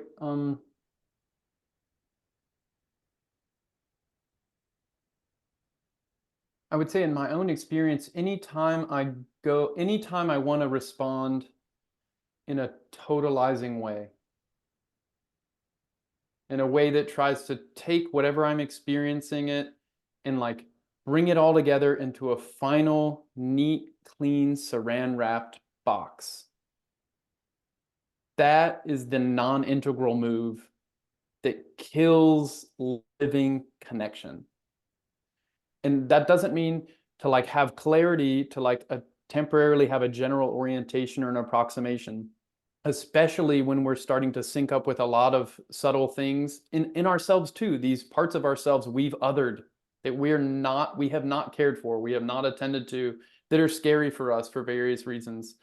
That once that juiciness of these connections starts turning on, the default mode of me, of a sentient being, is to lock up and to have a definitive, final this is the box kind of response. And anytime that turns on, it basically kills the connection to turquoise. It kills the connection to the middle way, the view in Vajrayana Buddhism, the way of the Bodhisattva. Just that's kind of my basic response to when we really start to get out of the box and start to sync up different traditions, different lineage ecologies, different sets of knowledge systems, that we have to anticipate the responsiveness is going to have to be very dynamic and very layered, and we need very light touch ways to cue in and let go. And that's what All-Qual does when it's really healthy. It's what like Tibetan Buddhism does when it's really healthy. It has these flash points to like, okay, really quickly locate, where's the perspective coming from? Where am I coming from? What methods of the communication are available? Okay, now I juicily engage. And like, that's where the study comes in. We like do this rigorous study, kneading the dough thing, so that when actual lived experience happens, we have these very quick ways of intuitively like kind of checking and aligning and attuning, and then we can engage in a way that's not totalizing. Because the amount of power that we get when we start to really sync up with these different ecologies and different lineage traditions, and even Buddhism. Tibetan Buddhism has many, many lineage traditions. Once you start crossing the Ghostbuster streams of different lineages, you can get all kinds of wonky things. They're really careful about not mixing things up within Tibetan Buddhism. Even within a single lineage in Tibetan Buddhism, they're very careful about not doing that. And the key is to really try to catch, oh, I'm in a totalizing approach again. I want the answer to fit in this box. This needs to be comfortable for me in my way. And like, there are safety mechanisms. There is a sense of like secure, confident, warm-hearted, like familiarity that's needed. Otherwise we keep breaking beyond our boundaries and we basically break down. We can't take that amount of like constantly pulling the rug. But if we keep having like check-in, and that's kind of where the wake up turns on a little bit, or the show up, the tender-hearted like showing up, needs to kind of become more of a natural responsiveness, but that only comes with caring for it over time, and then oftentimes with others. And it doesn't have to be with a big formalized institutionalized sangha. It can be with a partner, with our kids, with some friends, with some trusted kind of community. It doesn't have to be a big formal institutionalized structure. That's kind of a general response there, Karen. There's a lot you brought up that I'm thankful for, but how about we go to Phyllis? Thank you, Phyllis. Thank you so much for all of this. Dragpa, you're always just so incredible, Namali and Dragpa. I find myself a little nervous speaking on this subject, because I don't think that my comments have the, but I'll just, when you were talking about pith instructions, what it reminded me of was when I first, my initial academic training was in child language and Piaget and child development. But one of the first things that I heard Ken Wilber say that I went ding, ding, ding, ding, ding, was that there's this invisible grammar to life and to what we do, and to, there are like with language, there's we speak, and we speak in sentences, we speak in paragraphs, we speak, we write books, but we don't really think that much about the grammar that underlies it, those real rules, the real, the morphology, the syntax, the context, the contents, the function. What is our intention in all this, So yeah. What Wilber has done for me, among a lot of other things, is he's showed me in so many ways this internal grammar of what we do and the way that we do it and why we do it and how we do it and how others do it and how systems do it. And, this stuff that's mostly had been in many ways invisible to me becomes visible. And then I can use it, because once I know it, I can go, wow, you know, like I'm missing a little bit of this, or I'm missing a little bit of this. And to me, the pith instructions, you had said at one point that it's like when it's when you really are pushed, that those pith instructions have to stop being a heuristic, and you have to remember all of the things that went into that instruction, all of those things that are behind that instruction, and know that you know all of that. And that's why a pith instruction works, because it's like a heuristic that contains all of it, you know, and it tells you all of it. And so in listening to you, you know, I'm thinking that both that the balance, you know, like the balance, Tibetan Buddhism and integral, that the balance of Tibetan Buddhism is this lived experiential territory of life, and the balance on integral is the underlying grammar that is not just explanatory in terms of theory, but on balance in terms of giving you ways of living that embodied life.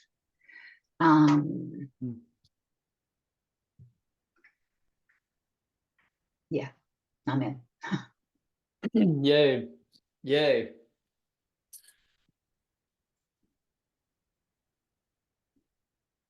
Yeah, the beauty of I think, yeah, cool. The beauty of a pith instruction is it's any place where we are kind of fixated, or locked up, or blind, unconscious, kind of rote, not caring for, glazing over, not showing up with, like avoiding, bypassing, like all these things that we do, that a sentient being does, that I do. A pith instruction is anything that kind of zooms us into that point and supports us to see it and relax and release it.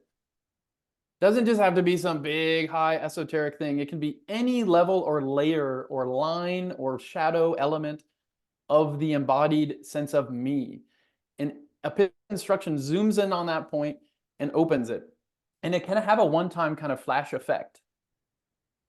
But if we're going to actually keep applying it and like really apply it in a way that like really allows for the kind of layered dynamism, the like really juicy kind of like embodied, rooted, mycelial kind of like very much kind of overflowing richness that a pith instruction does, is that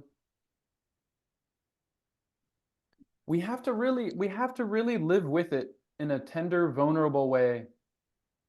We have to really be with it. It's all qual is no different. It's no different in regardless of the lineage or the non-lineage, the secular approach, like regardless of epic or gender or class or race or creed or all that. It's the beauty of the syntax. Like some of these kind of the syntax you're talking about, Phyllis, that Wilbur has so beautifully pointed to as an approximate model. Because it's just still an approximate model, integral. It's still one way of boxing phenomena. It's still a representational system. It's still a rule, a game, a set of rules, a set of patterns. It's beautiful what Wilbur's offered, but it has to dissolve itself over time and allow itself to restructure when it stays healthy. Yeah, I'll be curious when I'll be really curious. I think we'll see soon enough when AI elements start to, maybe they'll come up with some key all qual contributions. Maybe some aliens will come when all of a sudden like extraplanetary things, when all of a sudden humans actually have the power to cascadingly destroy much more than this planet, but like all of a sudden we get like galaxy level power. And all of a sudden the aliens are like, wait. You know, water's not a really rare thing. One planet gone is not really a cosmic big deal. But if you do this next move you're about to do, it's cascading ripple destruction for like giant sections of multiple galaxies. So we're going to stop you all here and there. when that happens, I'll be really curious how much of their all-qual stuff syncs up with our all-qual stuff, and how much that syncs up with Tibetan Buddhist insight. Because Tibetan Buddhist insight's talking about multiple world systems over vast eon type time. It's way beyond human-centric beings. And this planet's already not human-centric. For humans, it seems to be. But all the different bugs and juicy things and 6 realms, 3 realms, invisible beings, and all kinds of things that we share these ecologies with, that we usually, in a non-Tibetan Buddhist view, we just don't see. So we just kind of don't care about because we don't know about. I'll be really curious about the different all-qual general orientations that different non-human entities or more than human entities offer, and also how willing we'll be able to like collaborate with them. Because currently, I don't think we're very willing. And you can see that. I mean, for a lot of ways, you can see how a lot of humans are not really willing to give up their privileged position at the top of this food pyramid we're on. I do think, though, that Wilbur speaks about subtle energies and reverse them in a very, real way. It's all you said it before that that sometimes. He's already been knocked out of academia in a really big way. If he were to focus on subtle energies and what that might allow us to apprehend, I don't know how much. I don't know how much further. I loved what you said, Dragpa, when you said we have to look at what's next, and what's next seems to be turquoise. That seems to be, like the next move of how do we go there? How do we go there? Once we start going to those more subtle places and those extra energetic places, I don't know how I have a real question about how worthwhile that endeavor is right at this particular moment. Cool. There's so much. This is so rich. I think we're about to see how it's like when a bunch of people put all these visors on and they can literally imaginatively be and show up in any way they want, doing anything they want with no legal ramifications, like kind of independent of anyone knowing about it, minus the virtual entities and synthetic entities that might start to populate that space too. And the subtle, in Tibetan Buddhism, the subtle disembodied or formless beings that might also jump into those vehicles and start to do weird Ouija board things that most humans aren't ready for. That'll be an interesting thing that's coming to a planet in a neighborhood near us. And I think most of us aren't mature enough. We just haven't trained to not get triggered by that.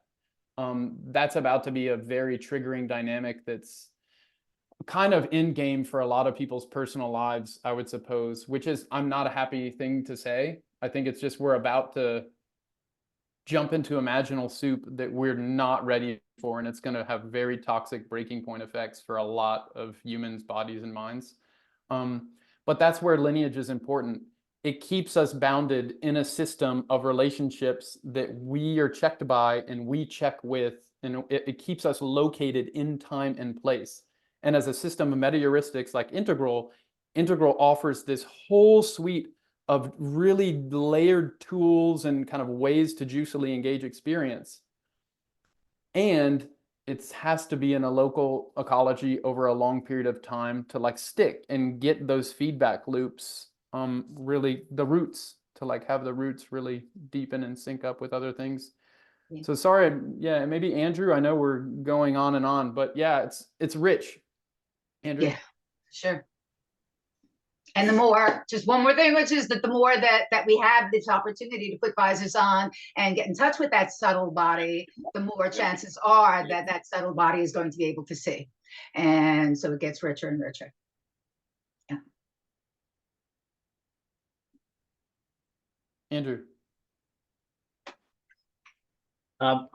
Thanks for hosting this conversation, Damali and Dragpa. This is cool. Love it. I'm not really sure what the aim of the discussion actually is, but that's more me than anyone else. Like, I'd really love to know what question are we trying to answer here. And, you know, personally for you, Dragpa, why is this important? And it's not a grilling, it's just the seeking to understand. So maybe, I don't know if you do want to go there or not, but I do have a couple of things that I'd love to throw into the mix for everyone. Yeah, I ask myself that question a lot, Andrew. What am I trying to get out of this? But it's a moving target. I mean, I think it really is the vulnerability of like trying to not be in a totalizing, colonial, my box only way. Like what am I trying to get out of this? I love Vajrayana Buddhism and all its dynamic richness, and I love integral approach, and I love John Vervaeke. And again, like I want to celebrate Jeremy. Anytime I'm on one of Jeremy Johnson's calls, he introduces just giant universes of references that I know so little about, and it just makes me delightfully gleeful that other beings and people and planets and all these things are just like playing in those spaces with such clarity and big vision dynamics. Like, there's so much to love. And there's also, when there's so much to love, and it's so rich, it's really hard to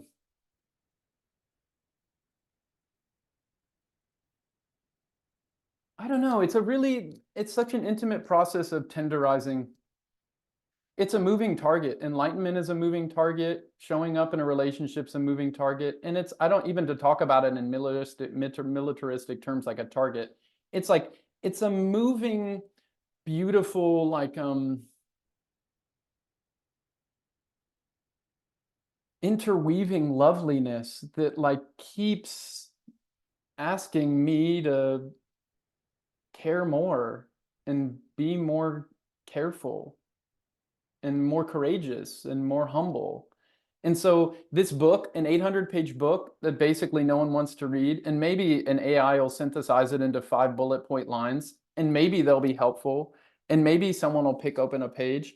For me, as a process, it's meant a lot of things. I have a love-hate relationship with doing this. I think it's really I don't know, to ramble on for one more minute. I had like a really near-death experience over the past year-ish, and where there was like a cancer scare, and it was like in the lymph node system, and I was like, oh shit, like lymph node cancer, that could be like months kind of thing. And it's been helpful for me, because all of a sudden it really does have that visceral highlight of like, it's kind of like, what's important to me? What am I offering?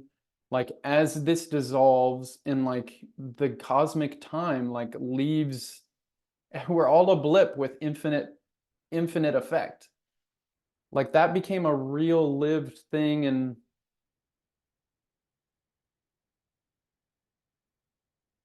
it has a dual tension of trying to offer something of like, oh, this book is more like, these are some things that I really cherish and I so love. And like, even just to like have a fleeting swan song moment of like, look at all this beauty here.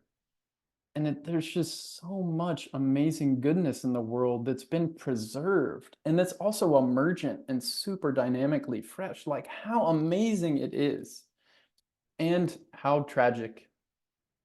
And so there's that dual polarity that I've been batting around with this one, Andrew. Yeah, maybe back to you. Yeah, cool.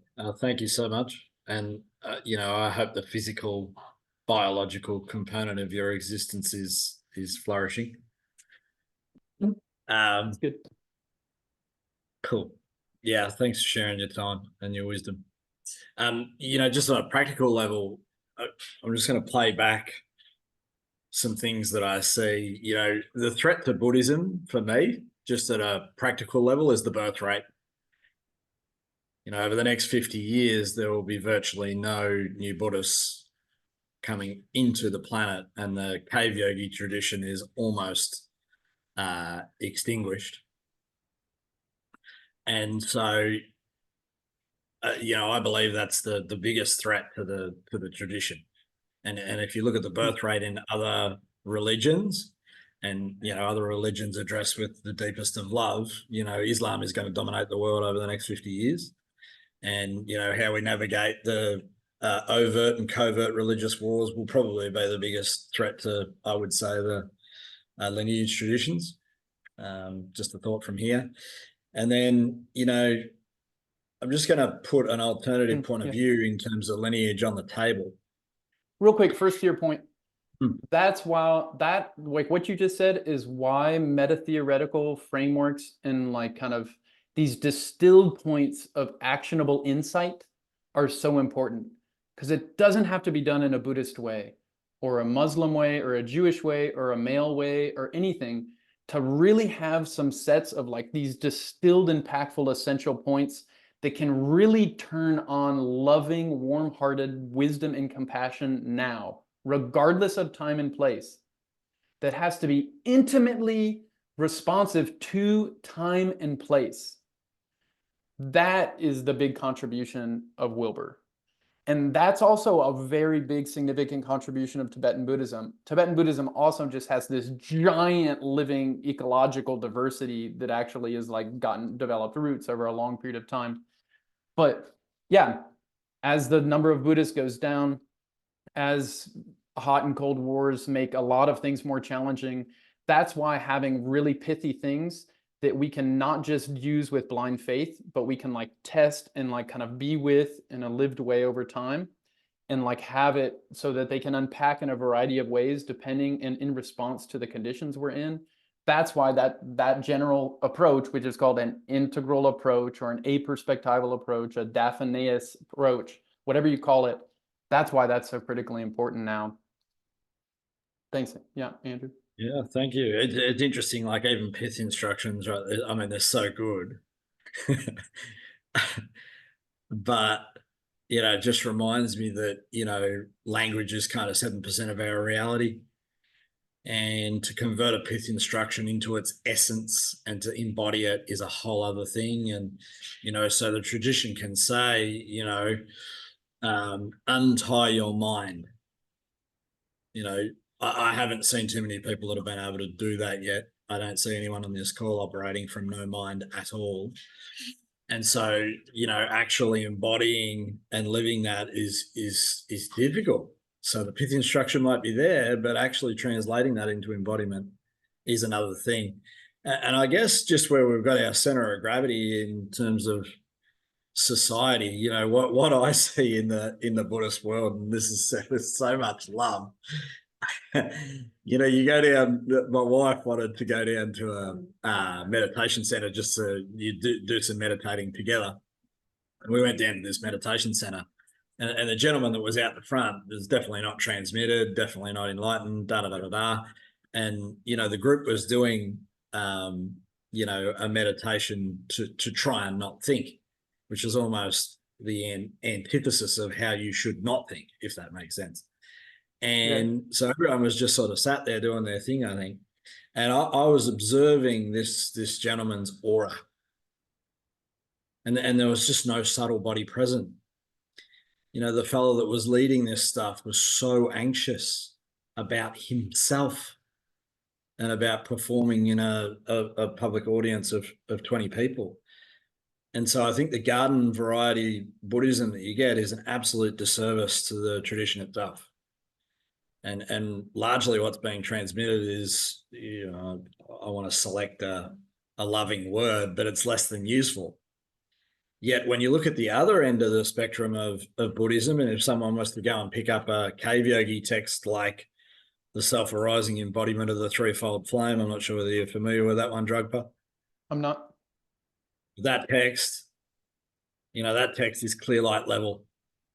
And, it's so difficult to actually understand, but it's the proper transmission. And that exists, but it's just no one really is even aware that it exists or enacting it. Bernadette Roberts from the Christian tradition has a book called No Self. And if you read that, that is way beyond what Wilbur describes, even way beyond it. And so, you know, I think there's this dichotomy. There's just a very tiny fraction of what's seemingly genuinely enlightened material, and then there's the mass-produced commercial stuff, which I believe is a real challenge to this Buddhist lineage and tradition. And then the third point that I'll make, and I'll stop talking because the Real quick on that one. Yeah. If someone's really coming from a so-called integral perspective or turquoise perspective or middle way perspective, every single moment you experience, regardless of what's happening, is a doorway into deep time, is a doorway into fourth time, Rigpa, freedom, whatever you call it. That's a question of the receptivity of the person, of the mind. And it doesn't have to show up in any specific way to indicate that it's happening. There are specific ways, like could be tender and humble, it depends. It could be powerful, it could be spacious, it could be playful, it could be electric, it could be shocking, it could be boring as shit. The wetness of the water, right? But the wetness of the water, the whole non-dual thing where it's not non-dual talk, it's actual non-dual flexibility, multi-interperspectival, like totally omnidirectional positionality. Our teacher, Venerable Khenpo Rinpoche, he gave us a talk today. He's doing Sunday teachings to the Sanghas. And what he's going through is Four Noble Truths. He's an accomplished Dzogchen master, scholar, practitioner, holds all 9 yanas, is just acclaimed near and wide. And he's going through bedrock Buddhism and opening it up. And if you really care for it properly, Dzogchen is right there. Mahamudra is right there. All the teachings are right there. It really comes down to the clarity and the vision, the bodhicitta of the person engaging it.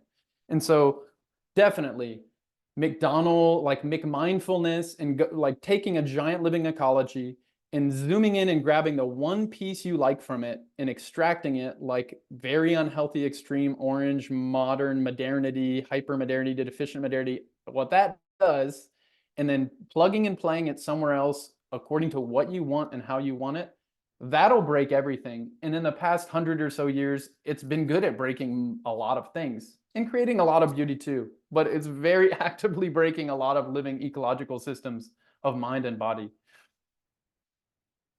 It's tricky because like the karmic consequences of like, if you actually believe in interdependence at the micro, meso, macro scale, beyond human understanding capacity, if we really open up widely, that the Bodhisattva view and the Tantra Mahayana view indicates, and also like the Wilberian integral indicates, there's so, I mean, it's so amazingly dynamic and mysterious how all that stuff works. And it's almost the imperative for almost everyone to take an exceptionally honest, well-deserved, humble position. Because it's just, we're a part of this gigantic, enormously intricate web of cause, condition, and effect.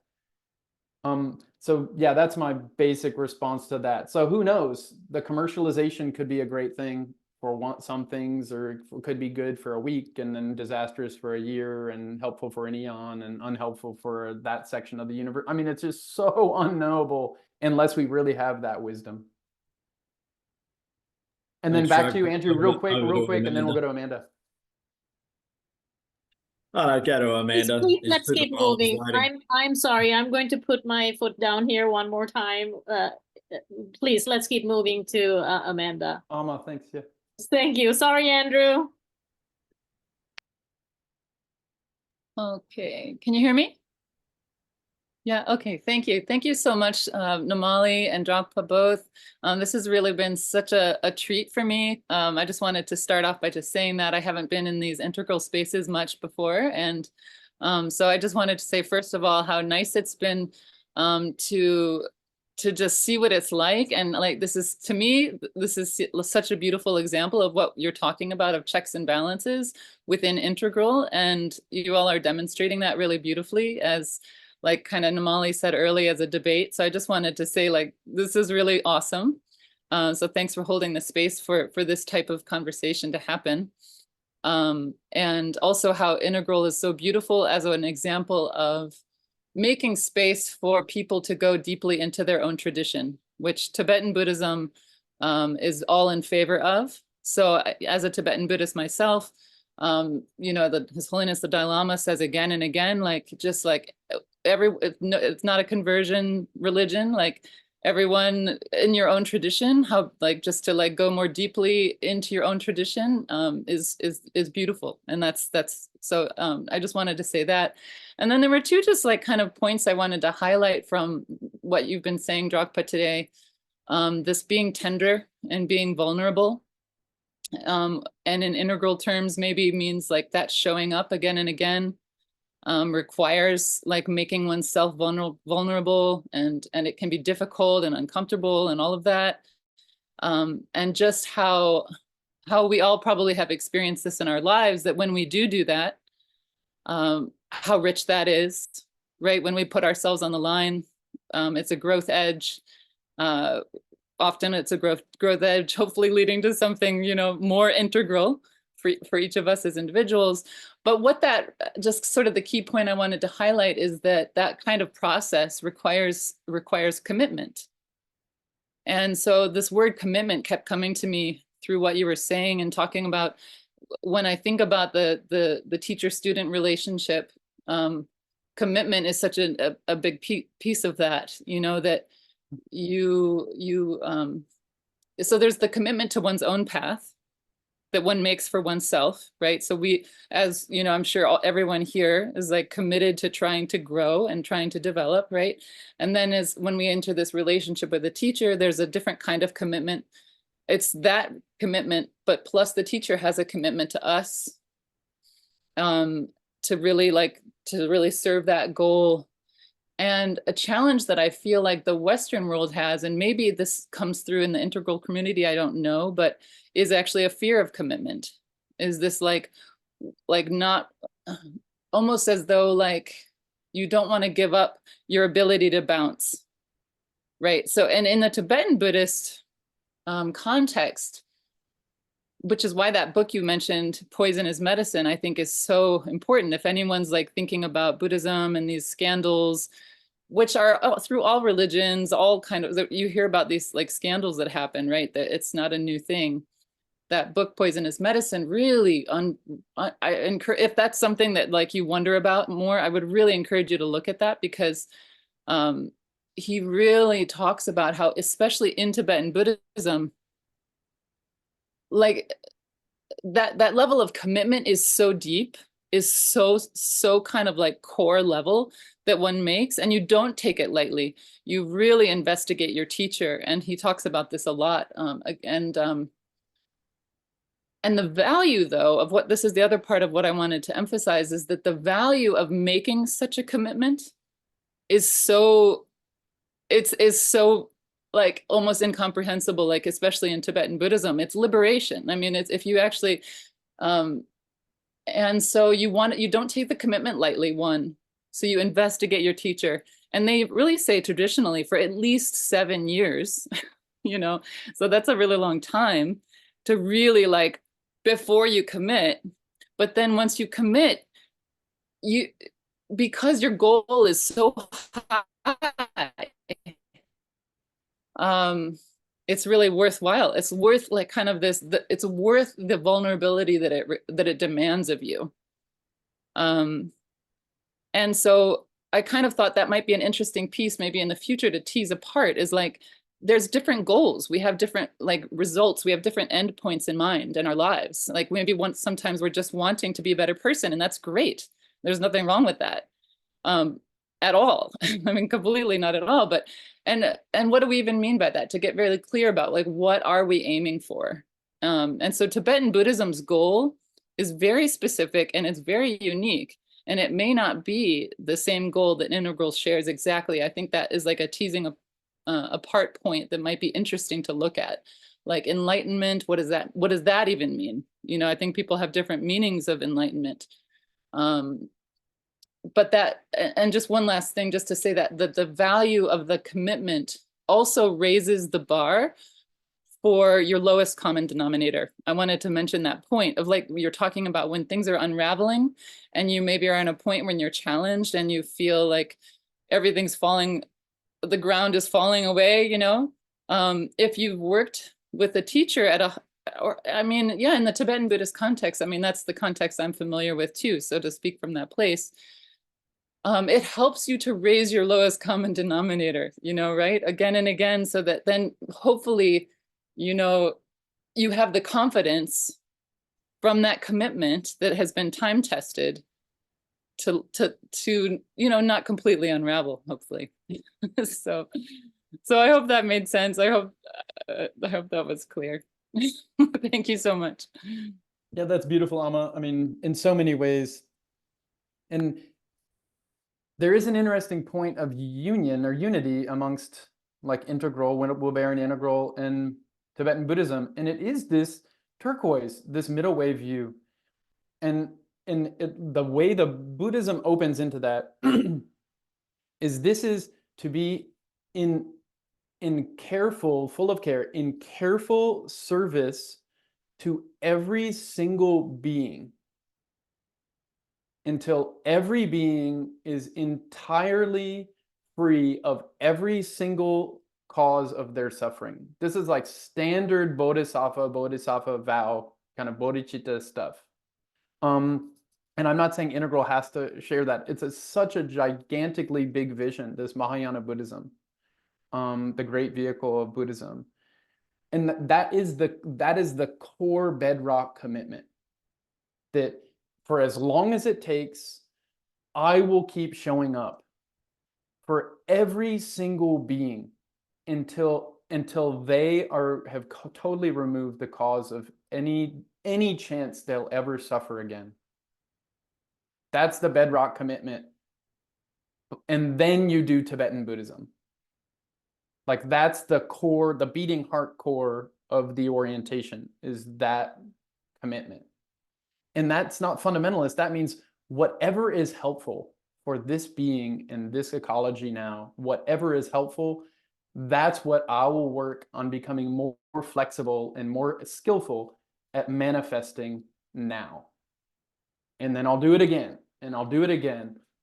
And that's why, like, the turquoise impulse, when it's done, I would say in a healthy way or a more mature way, it's not fundamentalist. It's like this very unique thing. It's a non-reductionistic, non-fundamentalist response that works in every single context.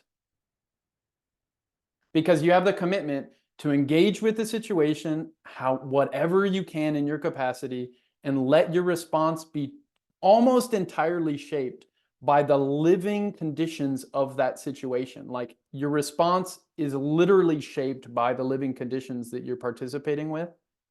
And then you do whatever's available in that context, whatever's of service, according to whatever you can offer, like whatever you know, however far you can be with, and then you release. And then you just let go. And do that again and again and again in the infinite variety of ways that can be. That's what being a bodhisattva means in Tibetan Buddhism and in Zen. And that level of commitment is way beyond lowering blood pressure, although having low blood pressure is really good. And it's way beyond mindfulness as one tool to make you suffer through this crappy job of working at Google or whatever. Like it's a much bigger vision. But that's definitely bedrock core assumption level, like root level commitment in a Buddhist context. So it's a big view. So, gosh, we have gone long ways into time. And that's because I think maybe we can, share with Jeremy that maybe we have a new and an evolving relationship to time for sure at these calls. So, Dragpa, gosh, thank you so much. And my preference is to have you come back, and that perhaps with each call we take more of the list that you so lovingly created, because I think we need to learn from you and to receive that, and perhaps even bring some element of practice with some of those points to some future calls. I think that'll be really helpful as well. So that we're not repeating that whole thing. The problem that we often see in these world spaces is that we talk and talk and talk and talk about all this and don't actually practice much of the time. So, with some of your future points, maybe we can even hop on a call and talk about how we can bring some element of practice with at least some of the points, because I think it's really great. Which is tricky, but I hear you. Yeah, tricky, but hey, welcome the tricky, right? True. Tibetan Buddhism, it's just so, I'm really out on a limb. Yeah. Maybe people can't appreciate that so much, but from a lineage perspective, it's tricky. Do you mean sort of like in the sense of like the esoteric tantric practices kind of perspective, which you can't reveal, that kind of thing? Or what do you mean we can't practice or difficult to practice? It's like if there's not a lot of mutually agreed upon like constraints or kind of tissue to like really co-creative share a space in a vulnerable way where you're really doing deep kind of unfolding. Yeah. And that requires a lot of all-qual cosmic address specifying. It's just tricky. It's hard. So, but I hear it. It all comes down to practice. It's just, trying to do it in a way where the container is quite open. Has a very delicate dance. Yeah, I totally hear you, though, Namali. Yeah, of course. And I don't think it needs to be with every single point, but I think that where there is a blind spot, it's always possible, I feel, to explore a simple practice that reveals the blind spot even just a little bit, at least a beginning point, even if it is just a small breakout with two people talking about something that allows space for sharing, the even in the form of a small community, in that sense of a dyad. So I think that more and more from this conversation, and more what I also continue to see as we kind of bring this part of this conversation today to a close, is it's absolutely true that integral is limited in the sense that it's built on many different giants' shoulders. It's built on the incredible wisdom of so many different traditions and lineages and teachers, so many. And that's the gift of, in some ways, Wilbur, is that he did the homework for us. And then we need people like Jeremy, maybe, to go deeper into Charles Taylor or Gebser and, really bring back pieces of the puzzle that many of us haven't spent enough time digging into. And in some ways, Wilbur has also got wrong in perhaps.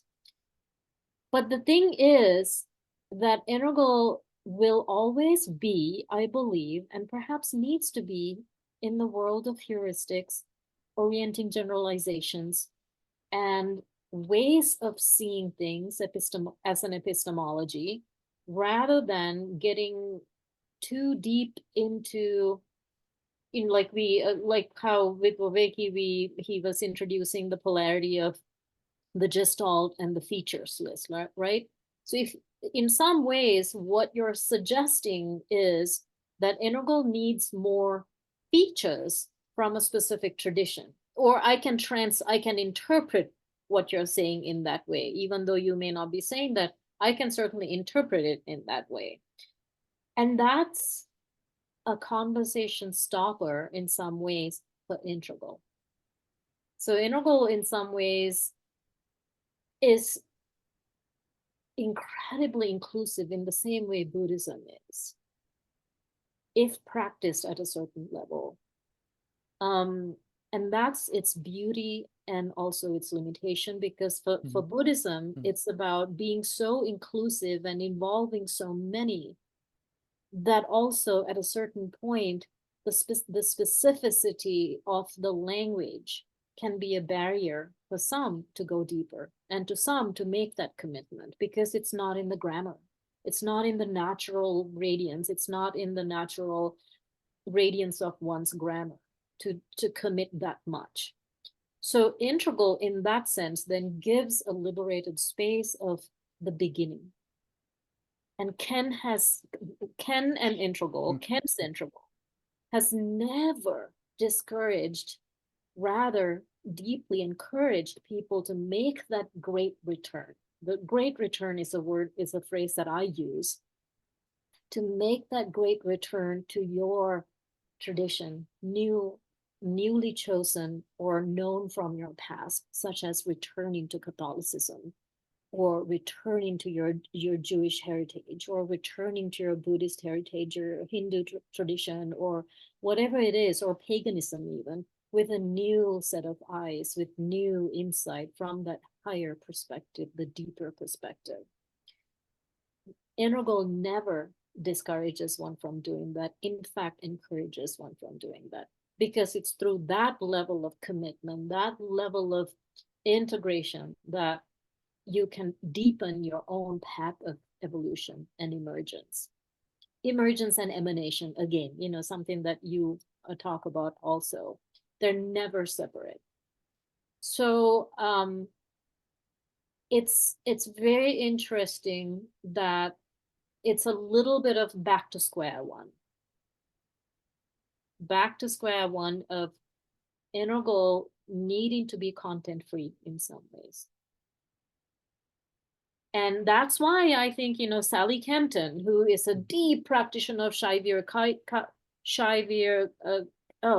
Kashmir Shaivism, is attracted to integral.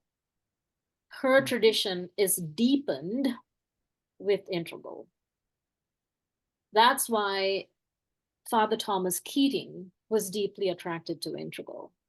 His tradition, in his opinion, is deepened and made more whole by entering integral or introducing integral. That's why Rabbi Zalman Schachter entered integral, because by doing so, his practice was further deepened. Tralik Rinpoche and Brother Wayne and Brother David, all these people of different traditions hold sacred, lovingly, their own traditions and find deep value in integral. So yeah, these things are two different things. And in some ways, we're talking a little bit about apples and oranges. The challenges can certainly go both ways. And the conversation needs to keep going also in that good faith. And if not us, who then? And if not now, when can we continue to engage in these dialogues, right? Yeah. And this urge for trans lineage or trans approach, transdisciplinary, is one of the very clear calls of our time. How do we really honor these different, diverse, deep ecologies in ways that mutually, if not enhance, they mutually love the diversity and the depth and the different ways of folding and unfolding and translating and transforming? That's definitely one of the calls of the time. And that's why humility up front is that's the easy indication whether you're really coming from integral in a really mature, mellowed, loving, hearted, head clear way, is to step into those waters of really deeply caring for other very unfamiliar tenors and textures and locations and ecologies, even if it's your wife. Yeah. Oops, Amanda. Even if it's your own self, let Yeah. alone these giant institutional religions with centuries of traditions. Like, that's just, regardless of all of the institutional stuff, that's just caring for the land you're on and caring for the animals in it. And it's the same actual challenge to do this transdisciplinary, trans-lineage approach. It's the same actual challenge, Yeah. which is, now we know enough that we actually are like, oh, I have to be responsible for the footprint I have here, both like on all the layers that I am influencing and being influenced by. So we're not getting around that challenge, which is a lovely place to be because we're that tuned in. Yeah, and with that is also where we also, with along with humility, is also incredible, great patience, right? Because everything that in some ways we're asking for is, or hoping for, in both of these traditions, in both of these think tanks, are different people lovingly entering these spaces, both of these spaces, meaning for now, I just mean Tibetan Buddhism and Integral. People are entering these spaces at all various levels of their journey, their own journey, and they have absolute right to be exactly where they're at. And so let us not lose patience with that.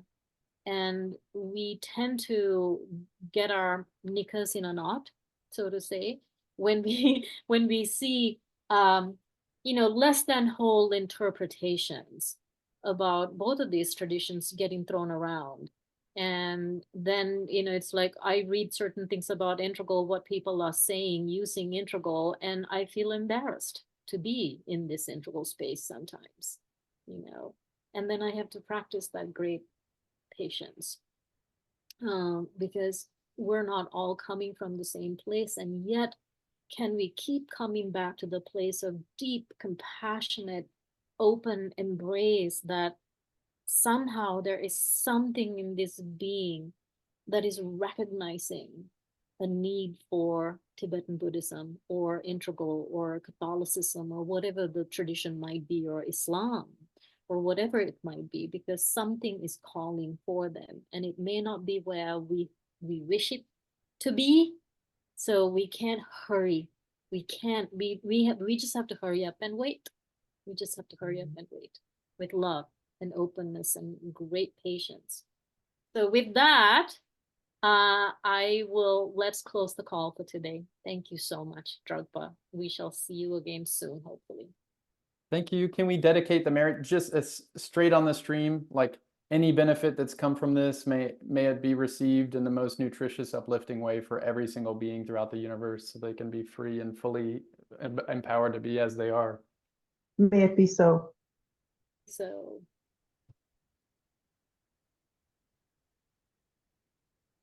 Thank you. Thank you, everyone. Thank you. Bye-bye. Thanks. Thank you.